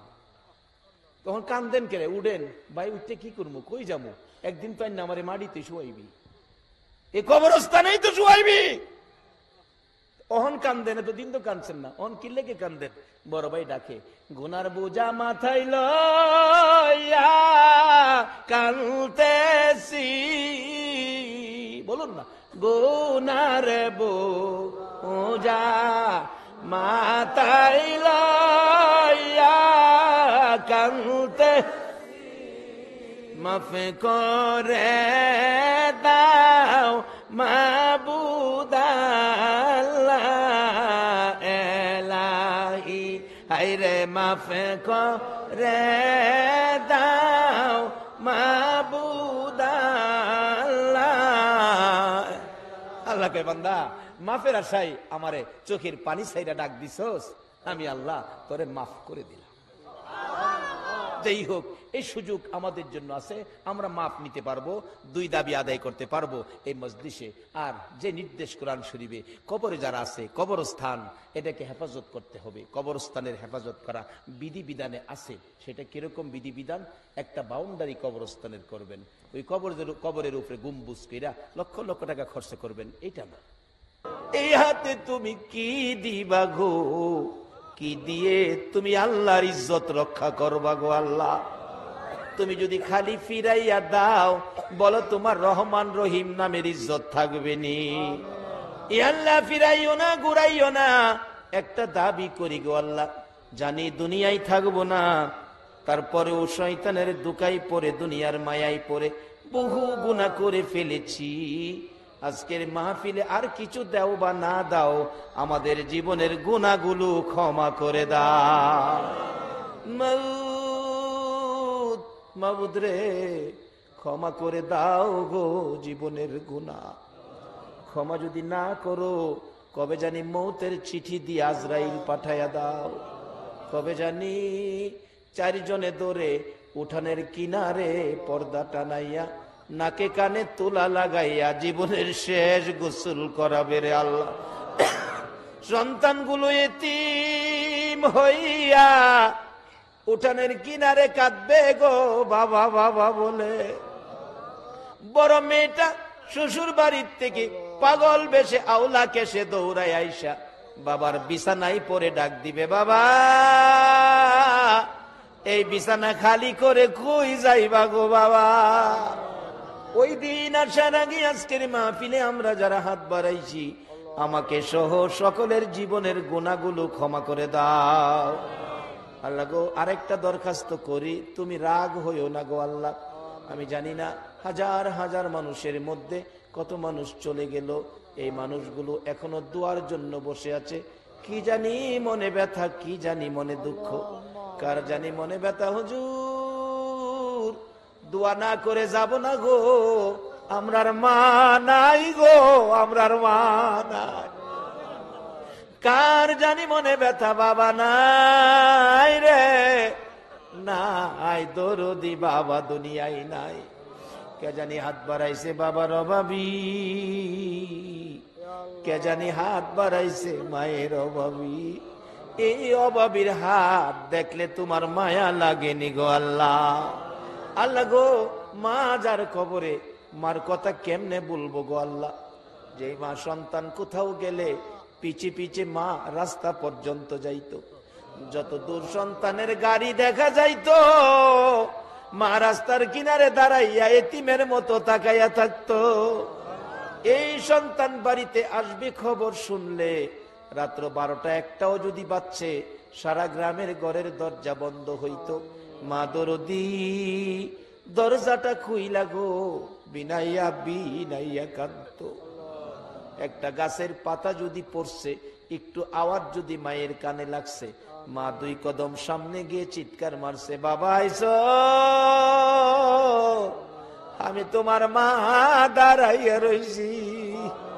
এই দরজা কার জানি চিরতরে বন্ধ হইয়া গেছে গো আল্লাহ। আমার মতো মায়ের অভাবী কে জানি হাত বাড়াইছে রে আল্লাহ। যার বাবা নাই বাবার অভাবী হাত বাড়াইছে। আর দেরি করো না, এই মুহূর্তে ওই সকল মা বাবার কবর জান্নাতের বাগান বানাইয়া দাও আল্লাহ গো। মা বাবা যার দুনিয়াতে আছে হায়াত বাড়িয়ে দাও। মা বাবা কেমন জিনিস বুঝার তৌফিক ছেলে মেয়েদেরকে দান করে দাও। আল্লাহ দাদা দাদি নানা নানি শ্বশুর শাশুড়ি আলিয়া আউলাদ বংশধর মই মুরব্বী পাড়া প্রতিবেশী খানদানবাসী মহব্বতী কাজ করে এই এলাকার জমিনের নিচে যত মুমেন মুমেনাত ঘুমিয়ে আছে সকলের কবর জান্নাতের বাগান বানাইয়া দাও।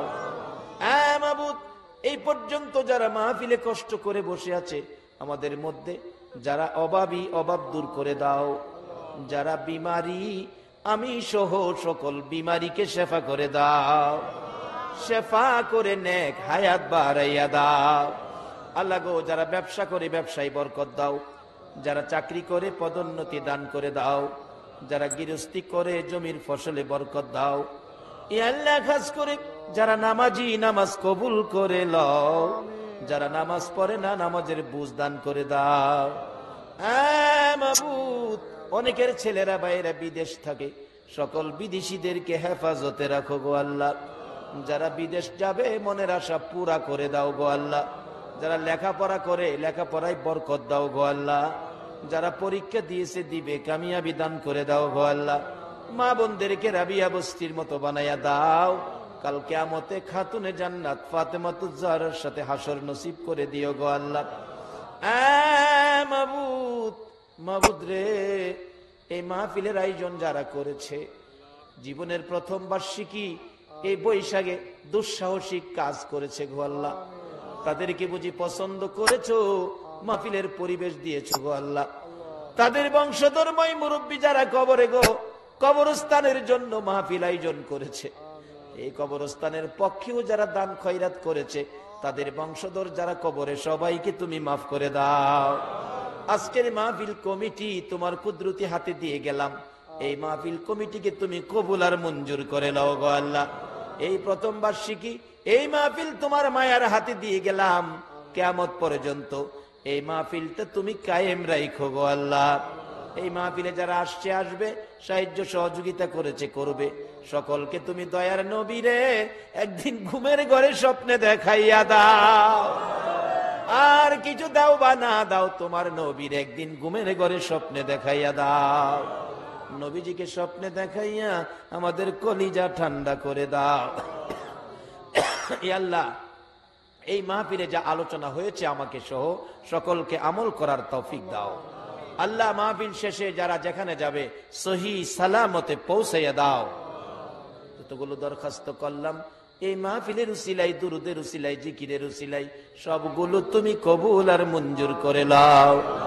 সাল্লাল্লাহু তাআলা আলা খায়রি খালকিহি মুহাম্মাদি ওয়া আলা আলিহি ওয়া আসহাবিহি আজমাইন বিহাক্কি লা ইলাহা ইল্লাল্লাহু মুহাম্মাদুর রাসূল সাল্লাল্লাহু আলাইহি ওয়াসাল্লাম। আসসালামু আলাইকুম ওয়া রাহমাতুল্লাহ।